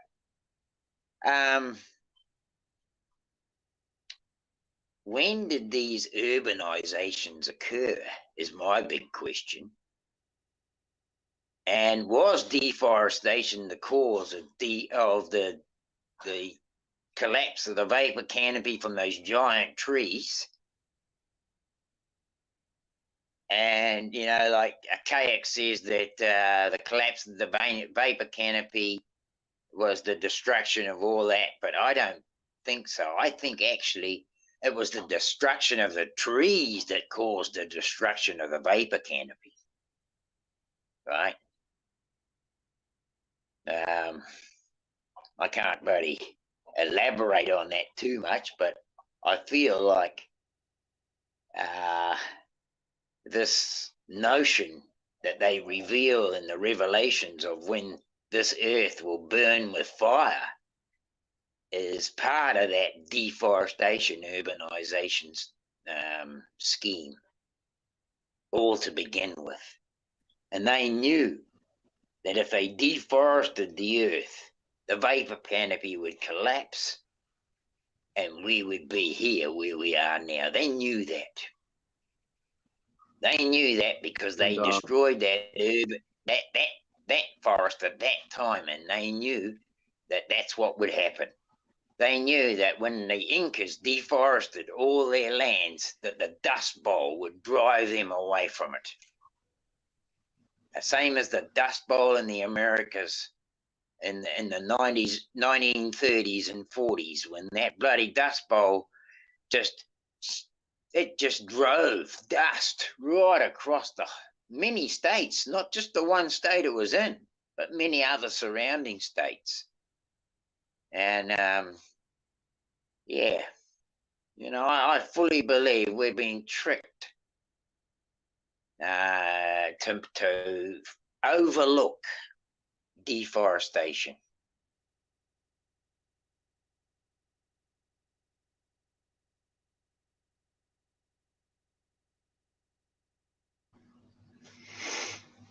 I was on the bus, Dean, and I've seen these abandoned factories. And on the roof, they had like little trees growing and a lot of rubbish. And I was thinking, okay, yeah. Moss, I was thinking, lichens and stuff, yeah. That too. That they probably closed in the year 92 to 95, I would say. So it's been about almost 30 years. So the pictures I was looking at of a lot of these temples, especially the one in Mexico now, all them temples they had to dig out. They were covered in dirt and trees and stuff. All around the world you could find them. In China, where there's dirt covering it. There's in what's that country? There's a pyramid there. Starts with a B, this country.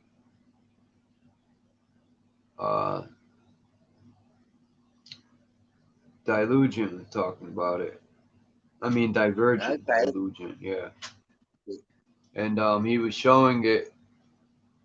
I think Belgium, he said. Some country has a pyramid that makes the Egyptian pyramid look like a crumb. Really?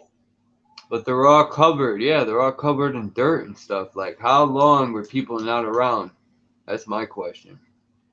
Okay, well, you know, I mean, we're misled too by the script that it takes thousands of years for the trees to grow and all that sort of stuff. Well, that I mean, some of these older trees it does to get to their full height and age. Yes, but you know, it's interesting how you're talking about that. There was an earthquake here in New Zealand in 2016, and along the Kaikoura coast, quite a bit of the ocean actually lifted up. There was about 2 meters in some places of rock sticking up out of the water that was once in the tidal region, and now it don't get any tides anymore, right? The tide can't even reach it. There's a little bay that doesn't even get water in it, and yet the road goes right round the old bay, you know, where it used to be water. I've driven around that road when it had water in it. Now it's not got any water in it because it's got 2 meters of rock sticking up out of it. But that rock is now starting to grow little wee, like first type plants, you know, like lichens and mosses and small types of growth that you get in your landscape, like you know, you got different layers of bush. You got your grasses, and then you've got your shrubs, and then it goes from your shrubs to your trees, and you've got your lowland trees, and you've got your highland trees. But all these are different levels of growth that the earth, you know, that the growth that the earth is capable of replacing. And yeah, you know, life is already starting to grow on those rocks. And it's only been 2016, you know, 2016, you know. It was a salty, bloody landscape, and now it's turning into a vegetative landscape. 16 to 23, right? That's only 7 years. 7 years for growth to start growing, right?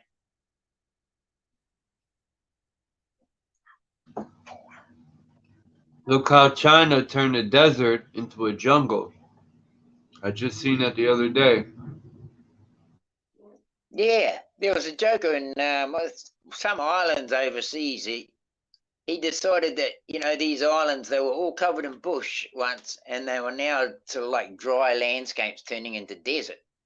And he was a juicer. He juiced grapefruit.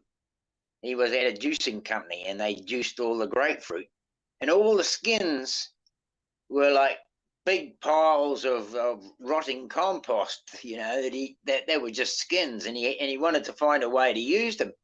So what he did is he got a plane, and he actually dropped all these grapefruit skins all over, all these skins all over this island, and it only took a few years, and that moisture dropped back into the landscape, actually started to regenerate the old bush, and now it's covered in bush again, and it's happened in my lifetime, right? My lifetime. So we're told that it takes thousands and millions of years, but that's a load of rubbish. That's script, and that script has misled us to believe that we can't do anything about it. But that's a load of shit.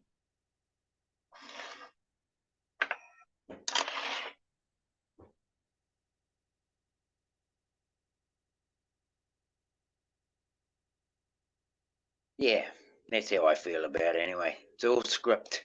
Yeah, we're scripted. a lot We're scripted into bullshit lies. A lot of these so-called truth communities will tell you there's nothing we can do about it, or you know, you got to just prepare for it. We can't change it. You know, there's nothing we can do. Really? Well, there is. I refuse. We can actually get out there and in the gardens and on the earth and just start increasing its fertility instead of decreasing it as we have been. You know, look, you look at farming, for example. How long does it take farming to reduce the humus levels in the soil? Do you know what humus levels are in soil, Chuck? No, I don't. What are they? Okay. Well, right. So humus is all the breaking down composting materials that leaf mold and twigs and old dead flowers and all these things that drop from trees create. It's the humus in the ground. And it's actually probably on top of the ground as much as in it, right? Worms tend to take that stuff down into the ground. But most of this humus lands on top of the ground. And if you do a bit of gardening, you don't have to dig the ground up to plant it. You need to just put a whole lot of composting humus on the top, and the plants will grow in that, right? So we don't need to dig up the land even. We can just put composting materials on top of it, and it will start to regenerate. I can tell you that it will.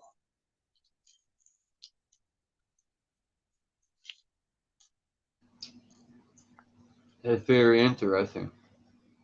So humus, if you go onto farms where they've been working the land and the plants are just completely dragging every mineral, every sustenance out of the ground, that humus level is broken down until it's completely gone, and all you've got left is dust and dirt, right? Because there's no humus in the ground to hold the moisture anymore.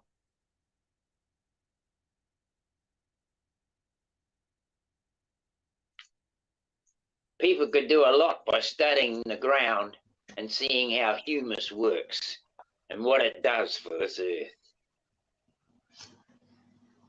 Where do you think this lava come from? What are they doing underground that create? I think volcanoes are old tree stumps, but there's something with that lava that's not natural. I would look at it like, how about we look at it like this, Chuck? If we look at our bodies, right? What's a pimple? Eh?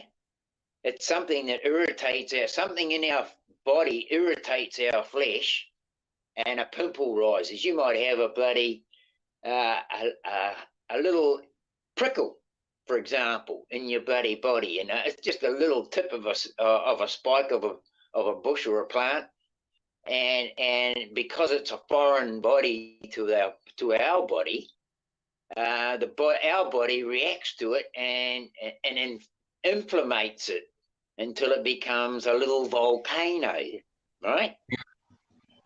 You're breaking up a little bit, Dean. Oh, sorry. I said, so that we think about ourselves, we have little pimples all over our bodies. These pimples are reactions to a foreign body in our body. Now, if we live on the bodies of beasts, because I mean, if you look at the earth, everything is the dead or destructuring, dying elements of something living. Like humus itself is just particles of living matter breaking down. And so I like to look at this earth like Adrian is, in the way that it's a beast. We live on the back of a beast. We live on the bodies of the dead. A graveyard. We live in a big graveyard. We live in a great big graveyard, if you want to put it that way. And the trees, they get nutrients and everything out of the ground, but all those nutrients come from even their own leaves. If you like, say, have a deciduous tree that loses its leaves, all those leaves fall down and rot down and become the humus that feeds that plant's arterial root system as it grows. And so that's the composting there, right underneath that tree. It's doing its own composting right there. It's showing us how to compost. If you plant a human near a big tree, the human will decompose and the roots will suck up, the human after it starts to rot. It'll mix in with the tree. It'll become the tree. Of course. Just like if you plant a human, it'll grow a tree. Yeah. We're like, So I mean, you know, we work symbiotically with the forest, and I think that's we how could we were die all meant to do. and become a Sorry. tree, Yeah. or get buried in a box in the ground, or get your ashes dumped somewhere. Like my mom got them dumped in the lake. My I forgot where he was working, but he had a nice house and some lake in Connecticut that like 100 houses bordered this lake. So we rented a boat and dumped my mom's ashes in there. And it's crazy when you put the ashes in the water, it looks like flesh. Yeah. I didn't want to dig my hands in the ashes. That was weird. Has anyone ever touched their loved one's ashes with bone fragments in it? Ugh. Yeah, it's a bit of a creepy feeling. I put some my father's ashes around a tree I planted for him. My mother, my father, and my older brother, I planted trees for them. Native trees, endemic to New Zealand, of course, but I planted trees because I believe that life supports life, right?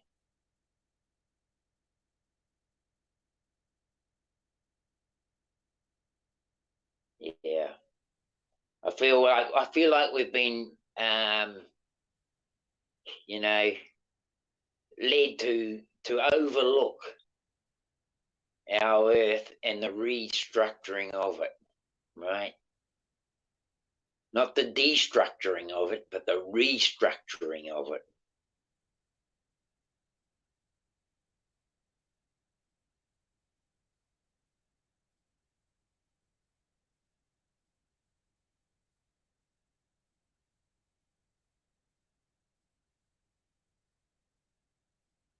I guess it's probably not a big subject for people because they can't really, you know. I mean, it's an old issue, and I think, you know, most people would probably consider, you know, everybody's looked into that. You know, there's nothing new there, and everybody's looking for something new under the sun, right?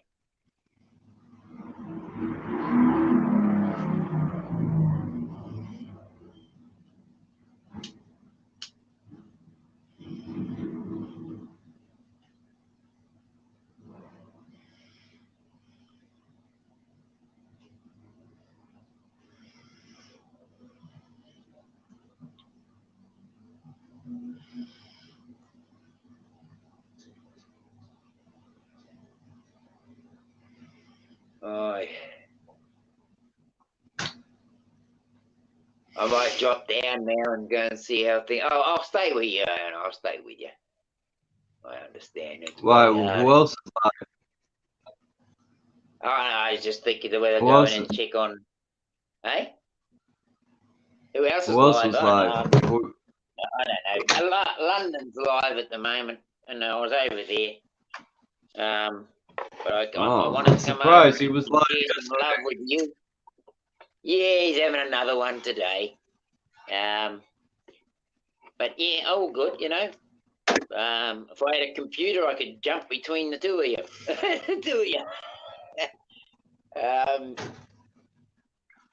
Yeah, I gotta go show London man some love soon, one day. I just wanted to come over and show you some flowers and some love because I know you've been wanting somebody to come up and build with you, and you know, get something rolling on these giant trees that we have had in our realm compared to the baby trees that we have now.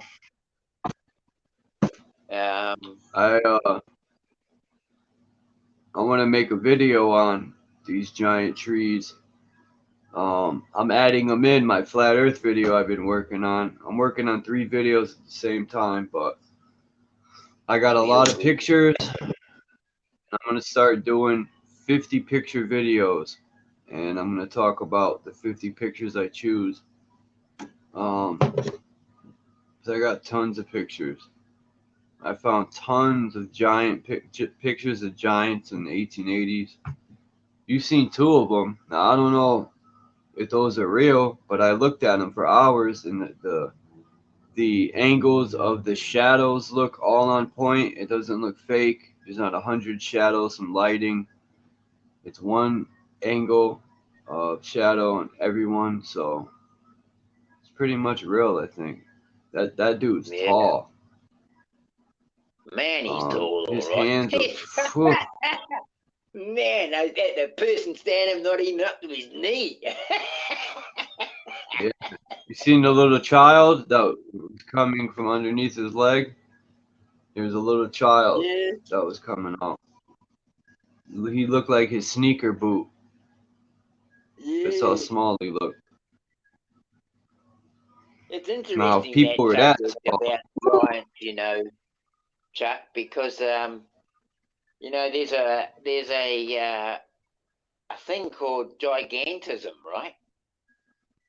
And apparently it's a disease. I don't know whether it is or not. I'm not sure. We have to have a look into that. well, when they grow tall, it's a disease. I've heard of that. It's a deformity. Well, yeah, and they have, some people grow big hands or big ears or big different body parts, Yeah. right? And they call it gigantism. You think that? Yeah, but I wonder if that could be true to a certain extent. But I wonder if that's like something made up so they can hide the true giants, like hide that they existed. If that's a genetic mistake, or it's in the genes. Yeah. Well, it could be that way, Chuck, because in this gigantism study I was looking into, they're talking about a chemical called samatostatin analog. Now, an analog is a synthetic of, right? So if they had a synthetic analog to stop giantism, how long have they had that synthetic analog is my question. Right? True. That's a good point. And how long has all these other humanities been? All these different creators. How Well, long that have they honey been he's hiding bring that? the kids, you know. I mean, if samatostin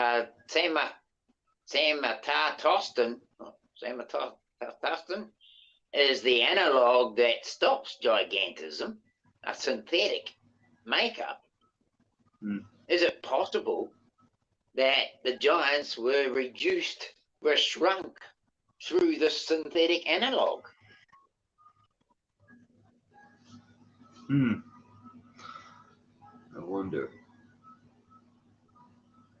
I wonder if the sun was turning people to stone too. Because that guy, that Titan, that's turned to stone, he's been there quite a while. Because I got proof. I got that sketch picture from the early 1700s, and I got him today. That's still there, a picture of him. So he's been frozen in time a while. It's interesting you're talking on that, because Roger Spur from Mud Fossil University suggests that it's he got a video on it. He suggests that it's boiling hot oceans that flooded us and turned everything to stone. Hey, that's a possibility, because salt water is a conductor of electricity, and fucking bikes. And if the water is heated up and it has an electrical charge, you know, maybe that's something to that with Zeus's lightning bolt being shot to the earth, and that other thing I showed in my community page, thanks to Divergent, the what's that called? The Lichtenberg effect. The Earth looks just like it was smacked with some sort of electrical weapons. From Yeah, well, you here know, we if you go. look at the You know, I mean, micro, look at yeah, the carry micro on. effect, Dean, of Lichtenberg effect, and then go to Google Earth and look at it on a macro level. You'll be like, wow, they had some serious weapons. Well, you gotta look at that thing that the ancients had. You got statues over in India where they're holding some kind of device in their hand, right?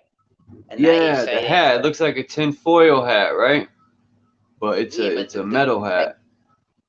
yeah, but they got a metal You're type of breaking up. thing in their hand, and it's got it looks like a microphone, you know. It's Oh, got like a man, I wish I could explain myself here, but there's some kind of device that these statues hold in their hand, and to me, it could be some kind of energy beam, right, being produced. And who's to say that these paradise fires weren't some kind of energy beam, right, as well? So I'm thinking maybe this energy beam was capable of being directed at our oceans and turned it to boiling hot water.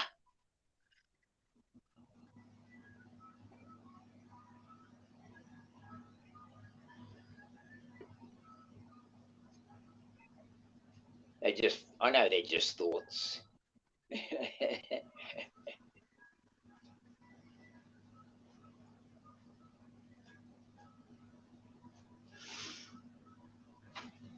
I kind of feel like we're scripted away from a lot of the truths that we should be able to see, because of misdirection.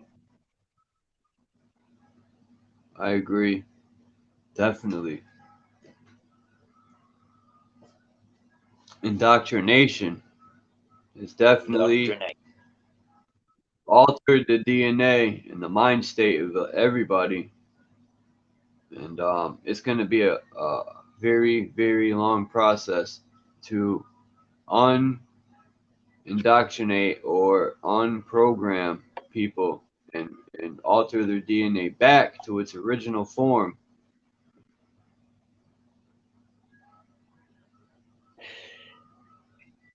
Yeah, well, it's it's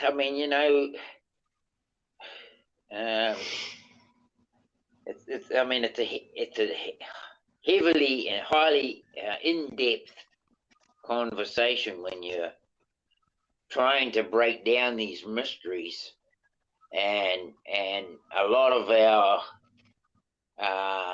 sources for information have been destroyed with book burnings and all this sort of stuff, Mm-hmm. It's like that narration about the Iron Republic. People say, oh, it's probably fantasy. I don't know, there's an area in the Antarctic region called the Barrington Straits. Now, apparently, this guy Barrington found a passage through the ice and ended up in a different realm, not even like ours, right? A place that had electricity running its lighting system. Yeah, and that was like 1800s, well, when we look back over things, we can see that technology was here too, right?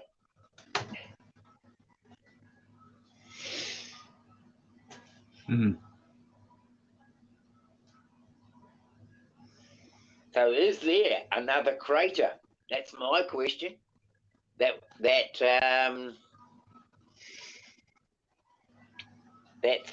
these other beings could have come from.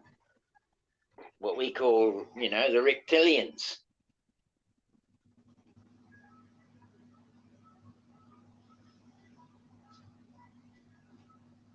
Because, like the flat earth thing, it's all very well to say that the earth is flat.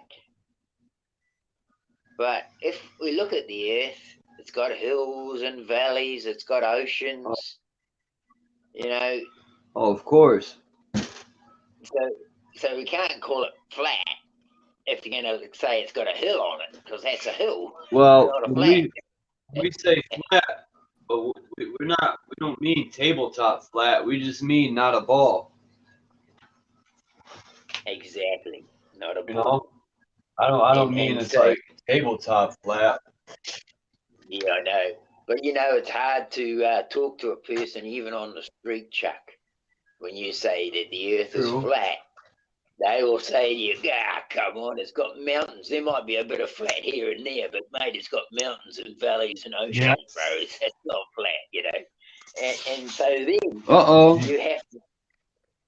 you have to find a way Face to plant. define that. Face plant. Oh, face plant's not coming in. Yeah. Can a dummy Hey, in the chat? You're kind of coming in. You're like going in and out. yeah, I gotta adjust things here to get the waves here. Come on. Come on. There you go. We can hear you now. He's got the bullshit meter up, Dean. Good on you. Got I the like bullshit that meter up. avatar. Yeah, I like that avatar. It's in the red, you see. Lots of distortion. Well, I'm glad we can hear you now. Distorted bullshit, no less.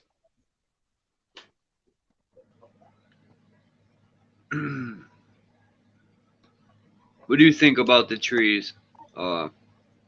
Face plant. The Titan trees. They're not even trees. I don't know what to call them. It looks like the whole landscape looks like cedar leaves or whatever, It's like a big branch. It's like a whole country. A big old cedar branch. But things got bumped down. There used to be more, apparently, magnetic field and more oxygen in the atmosphere, and that makes things grow bigger. And I'm saying the timelines of so-called history is all BS, right? If you refer to something happening in such and such a date, it's bullshit right away, because the calendars is all, there's shit added there that, the Middle Ages, when was that? They're not specific about anything. It's just an added 1,000 years that never happened, where they can put all this into that 1,000 years that never existed. That way you can't double check it, right? You can't prove it. It's wrong. Cool. It's interesting like what you're saying there. Some buildings they say are 1,000 or 2,000 years old look just like a building they say is whatever, 500-600 years old. I don't know. And I'm sure the climate was different, right? Like you're talking about trees. I think about trees a lot. Like around here, I'm in central Canada, like the middle of Canada, Manitoba, and it's a boreal forest. And there's no old trees in that boreal forest. Like something happened before the started growing back again.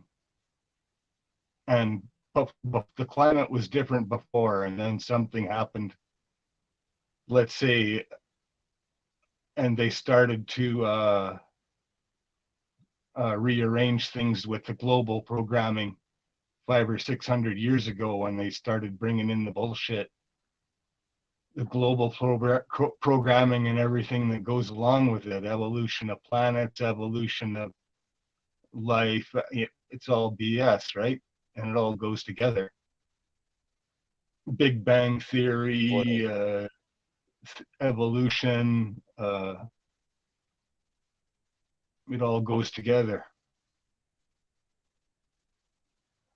So I'm saying the climate was different here between 500 and 700 years ago, and there was already buildings here, that the ones that they say are built in the 1800s are probably 800 or more years old.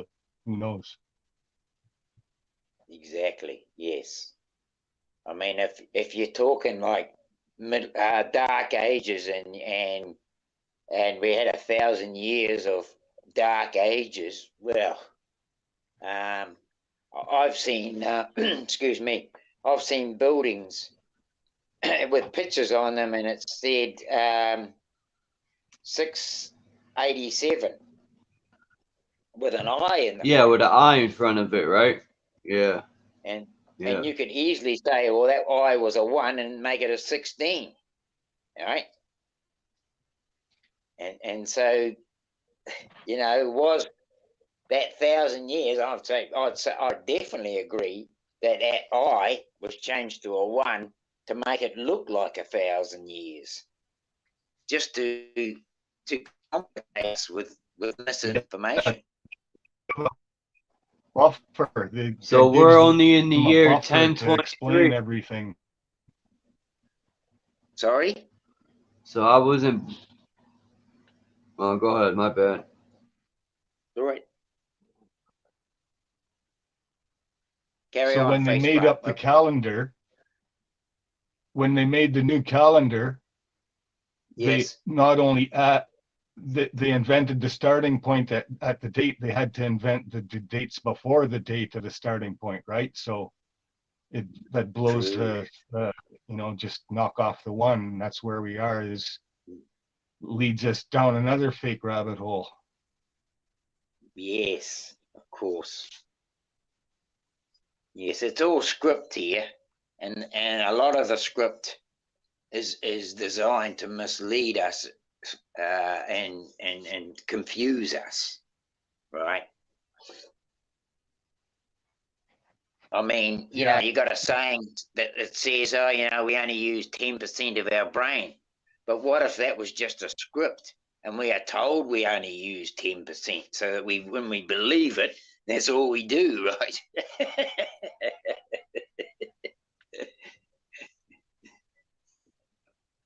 Yeah. Make us all Homer Simpsons. Yeah, use brain? Like... Uh-oh.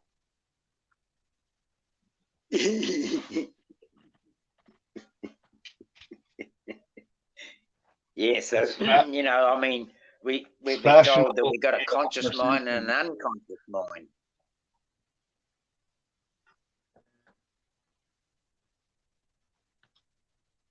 Well, I kind of believe we have been dumbed down, really, because, you know,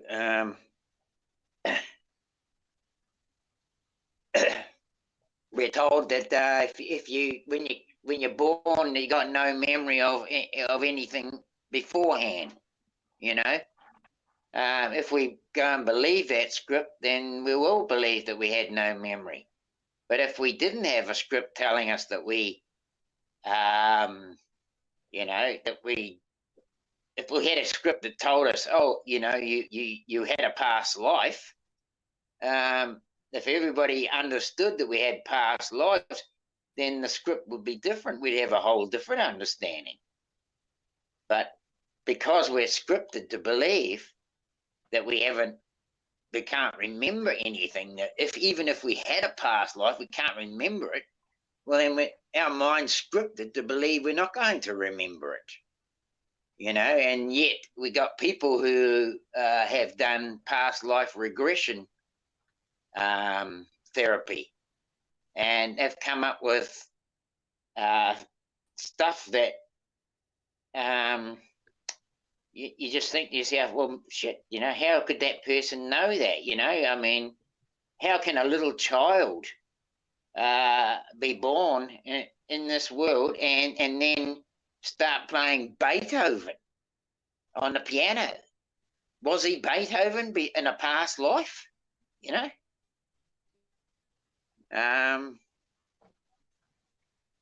You know, there's just so many instances where people have these abilities that would that sort of tend to lend themselves to say that we may have had a past life here, you know? But if we're told we happen by accident like, and everything happens by accident and something could crash into us anytime, it just keeps us in a state of fear where we can be controlled. Yes, yeah. Yeah, and we'll believe I fully get that. Carry on. I'll shut my mouth for a moment. I'm sorry. I couldn't hear you for a second. I interrupted you. My signal is always. It's all right. It's all right. We're I mean, I find it hard to break into conversations on say these past occurrences that we can see. I don't know if you've faced Brian, if you saw what's his name? What the Flock TV's last live, and he showed some pictures where there were like space type craft hovering above the ocean and in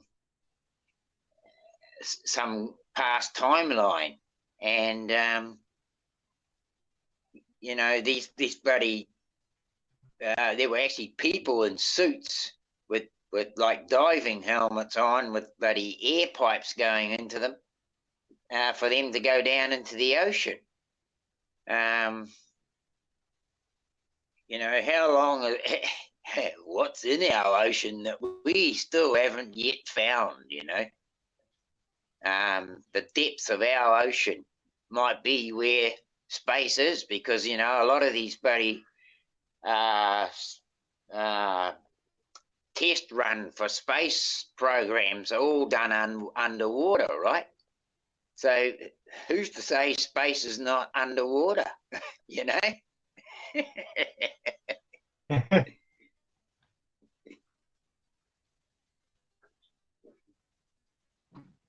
Yeah. The Mariana I think there was a movie like miles. Sorry.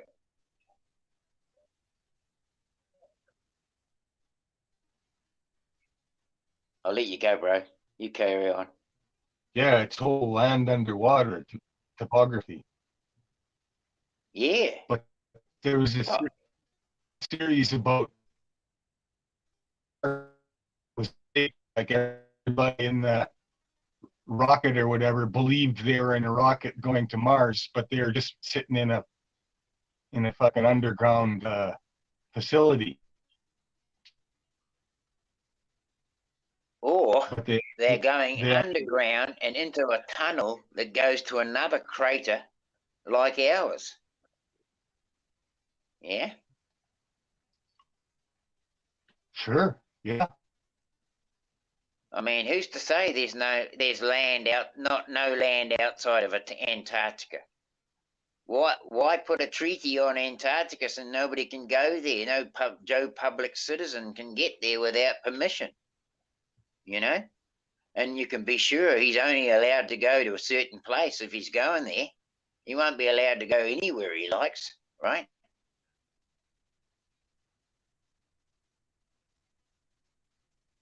Yeah, there's just so little said about Antarctica, and that's just, why isn't that ringing on bells in people's head? It's just because we're watching Michael Jackson or whatever, they're gonna pull out of the woodwork on us again.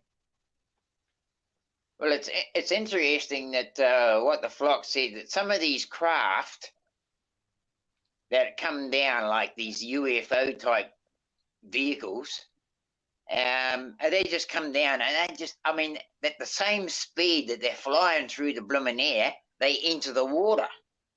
Well, you know damn well if you throw a rock at the water, the impact of that rock is going to cause a hell of a splash. You know, if it was flying at the speed of some of these objects that are called alien craft are hitting the water, it would disintegrate, right? It's in some kind of vibration or something. It's in a So field. it's using some kind of field to enter the water before it even gets to it, right? And who's to say the nose cone on these rockets that they send out? Like if you look at their bloody the flight path of these rockets, they look like they fly out in a great big arc and then come back down. And a lot of people say they land in the Bermuda Triangle. Well, who's to say that these blooming craft haven't got blooming some kind of field in the cone of the rocket to allow them to enter the water at speed and go down some tube and deep down into an underground base somewhere, right? Yeah.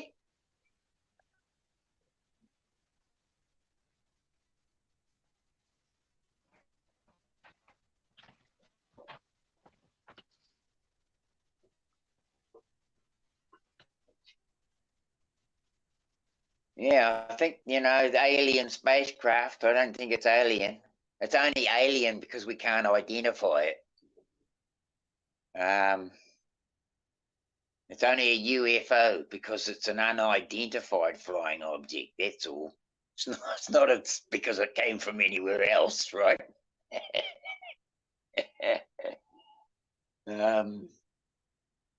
A lot of these old vehicles that we see, you know, submarines and such, I mean, you got a guy like Darwin or these other so-called scientists that came up with designs for submarines.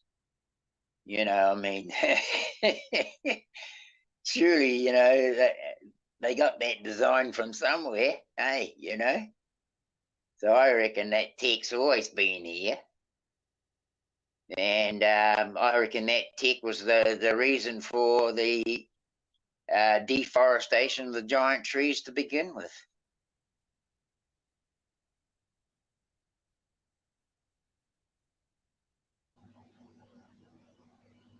Definitely agree on that one.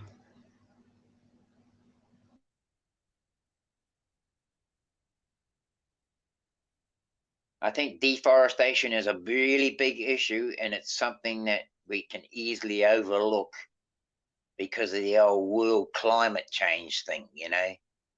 Like, I mean, the word climate change rubs up wrong big time on my back, you know. When you got bloody climate manipulation and all that sort of stuff. Yep, surely we can see how what do you call it? Climate change is coming about, because if you've got a bloody plane up there spraying bloody strontium, barium, and aluminum as an oxide into our skies, not as a steel, but as an oxidated particle.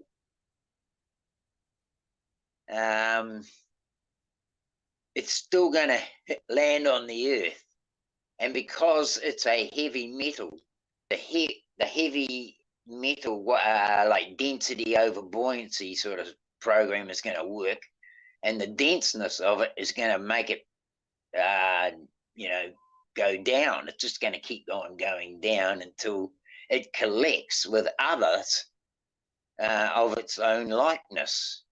Because I really do get that like attracts like. And so, you know, if you put molten substances like gold or silver or all these other things together, they will separate into their own kind, right? They will accumulate in their own kinds. So I feel the same applies to these heavy metals that they spray about. They're all going to go down into the earth, and they're going to accumulate with other like particles of their kind. And so, you know, I mean, we look at these deposits of minerals and that in the earth.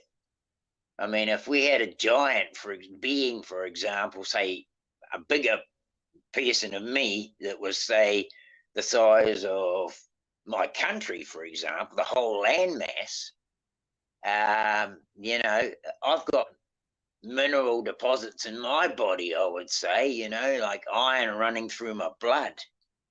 Where does iron come from? Is iron made through alchemy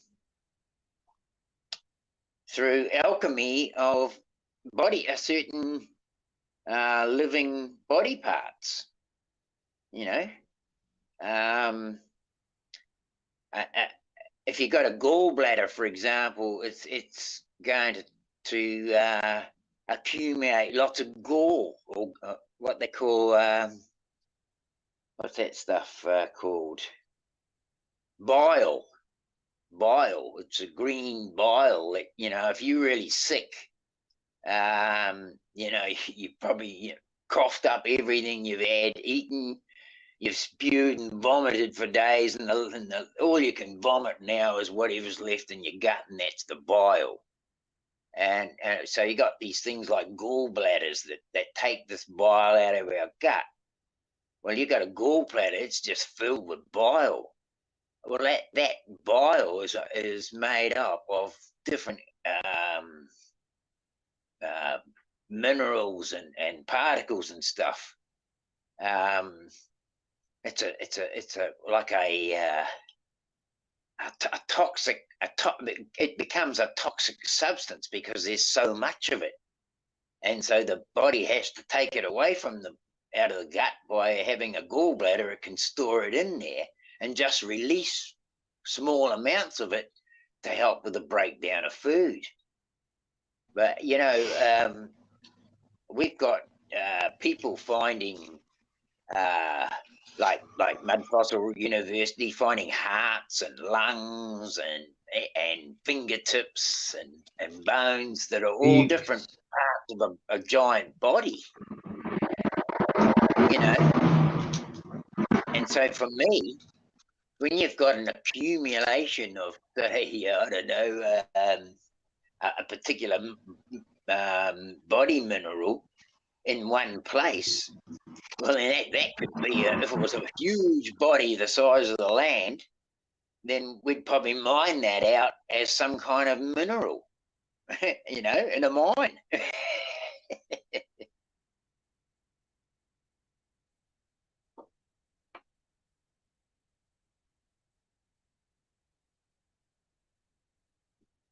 I know I reach a lot. Hey, there's nothing wrong with that, but this place used to be so magical, you could just tell. You ever watch Sugar C's videos? Yeah, I've seen some. Yep.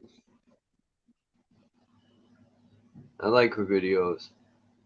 It brings the imagination out. And imagination doesn't necessarily mean fiction. No, when that's right. The word imagination is brought up, people automatically think a child and, you know, their imagination to play or not be bored, so the imagination comes out. That's not necessarily true all the time. Yeah, You you could know, but use your the amazing imagination. thing about our imagination, Chuck, is that we can trigger lots of different imaginings with just like a small article or something, you know, like I mean, if a baby had never seen a globe ball that they use to, like you were saying earlier, to project stars on the ceiling, right? If they never seen the globe ball, but they seen the stars on the ceiling, you know, uh, are they going? Are they going to imagine that it came from the globe ball, or are they going to imagine those stars, you know, in different ways? I mean, if they knew the technical breakdown of how those stars got up there, they might be able to say, oh well, they just came from that little box down there. But you know, because they can't see the little box, their imaginations will, you know, they'll test anything to come up with something that will fit that, you know.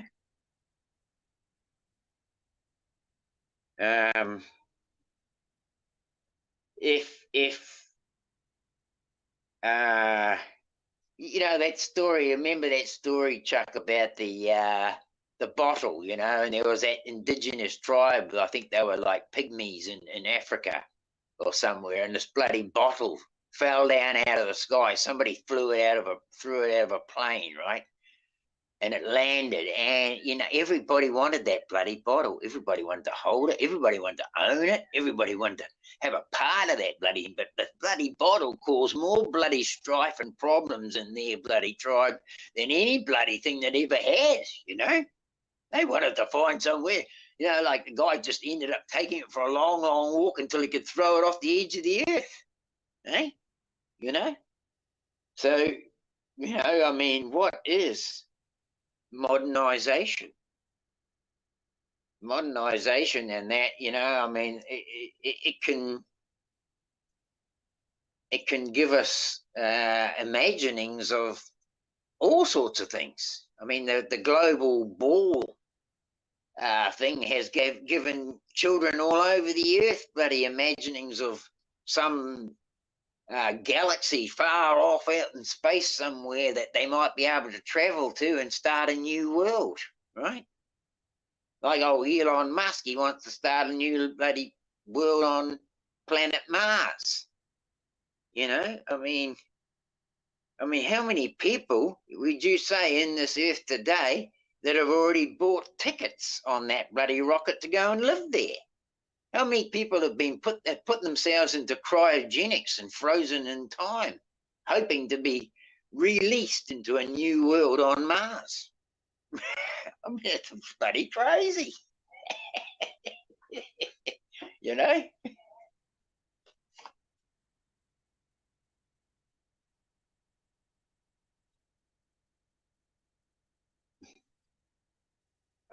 I know a lot of people like to think that it's great if we can elaborate more on, you know, all these wonderful imaginings of space, of balls out in space.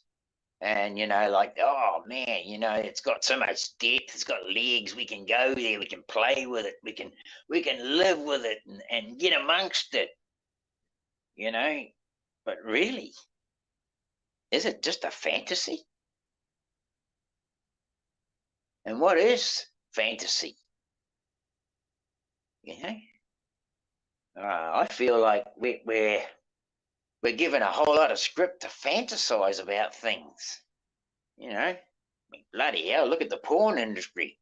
They show off a whole bunch of pictures, and men are all day fantasizing about it all day. You know, or women or whatever. I mean, it's just ongoing. You know.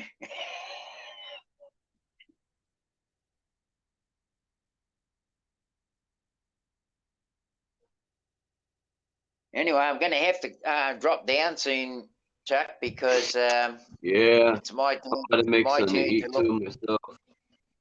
look after the grandson while Maureen has a break, because the All parents have right, gone out for a little bit. So yeah, perfect you timing. got to have turns here. Well, thanks for coming up, Dean, man, and we'll chop it up again. I'll open up another yeah. Well, panel. apparently you can stream on bloody Telegram.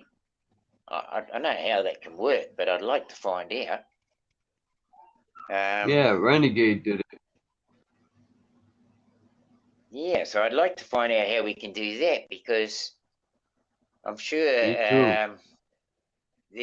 there might be a better avenue to stream without having these bloody interferences.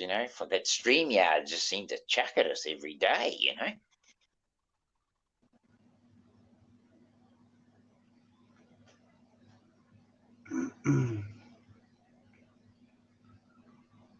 Let's I mean, see who's left in the chat. I don't know. Did you see that thing that Phil was saying that the FBI or the CIA or something are looking into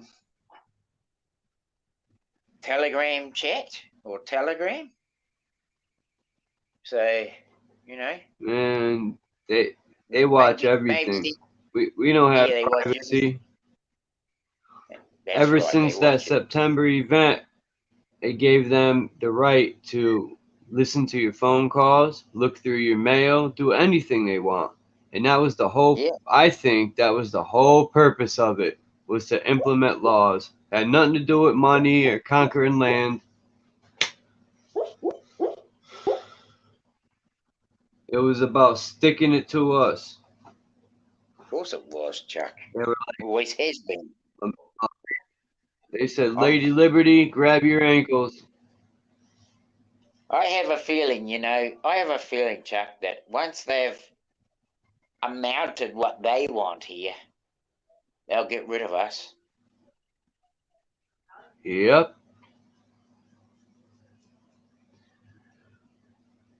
We're only that don't mean we could give up. We're only the tools to build them what they want. As soon as we've built all that they need, they'll get rid of us. You bet they will.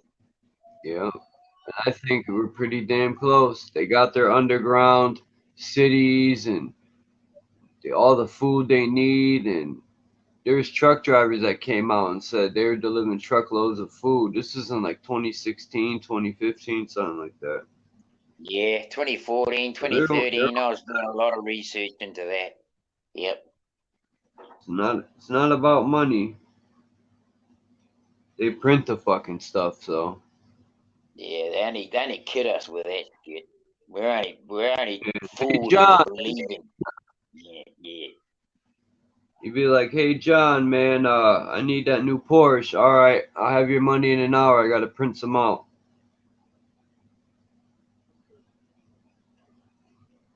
They probably don't even need to spend money.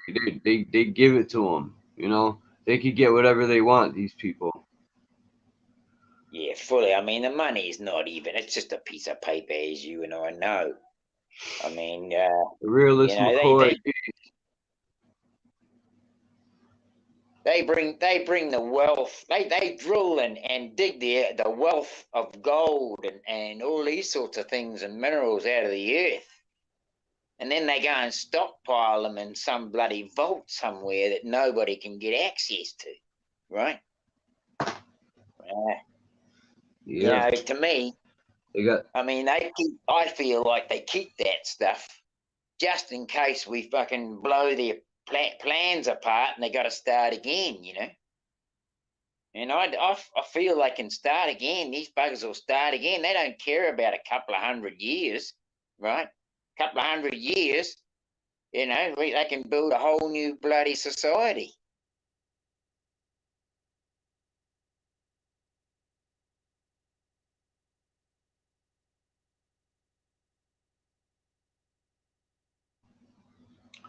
Yeah. I'm about to go make something to eat myself, and I'm glad you came up, Dean. Well, I know I came up and I brought more questions than answers. Hey,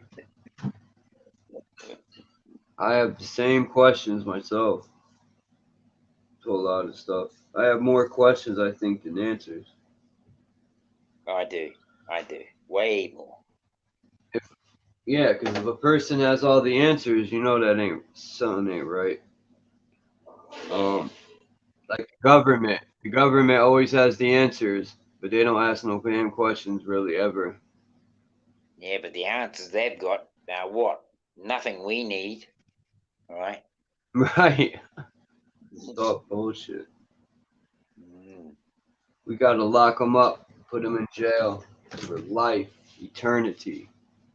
Well, actually, I hate jail, and I hate the idea of locking anything up. Really, I actually think that we have got to expose these bastards for who they are, and then their own doings will destroy them. Right. Super since day one. Peace. Super since day one. Peace.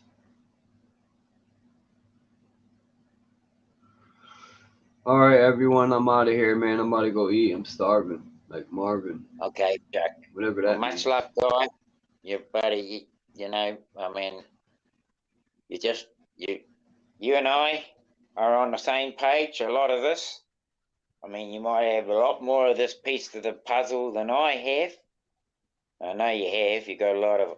You've been at this for a long, long time, and I've only been on the YouTube streets for a couple of years. But and I know you got a lot of pictures, a lot of videos, and a lot of stuff that you can fall back on and bring it up and show it. And I take my hat off, and I've got a lot of respect for that, Chuck. And you know, I will come up on a panel with you anytime because I feel like I can have my say and I can land my plane and I can have my say, and that's all that we can do. You know, that's all we can do. The more we talk, You can't get. the more we talk about it, the more little things that other people have learnt come to light. Because every day somebody, or not every day, but most days, is somebody new comes in who's got a little bit of, a bit more piece, little bit of a piece for the puzzle that we haven't heard before. I mean, I love listening to Tony Taylor. Have you listened to a bit of Tony Taylor? He's actually on London's Live, and I think he's actually got. Well, he says he has a photographic memory, and I know what that means, to have a photographic memory, when you can see information in something and you can remember it years later. I think that's an awesome talent that he has, and he's worth listening to. Anybody wants to listen to somebody who's got some real knowledge to bring to the table, I would recommend listening to Tony Taylor. Yeah. Big ups, Tony Taylor, if you're listening. Love you, bro. Love everyone here, and I just want to let you all know, one love, peace, and I don't know about so much peace towards others and calm within self. Because I'll tell you what, if we let our boiling, melting pot go, we won't be able to stop it. We usually go crazy afterwards. So, yeah, the best way is to just try and stay calm, everyone.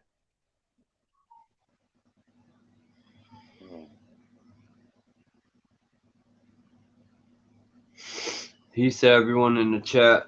Thanks for coming through.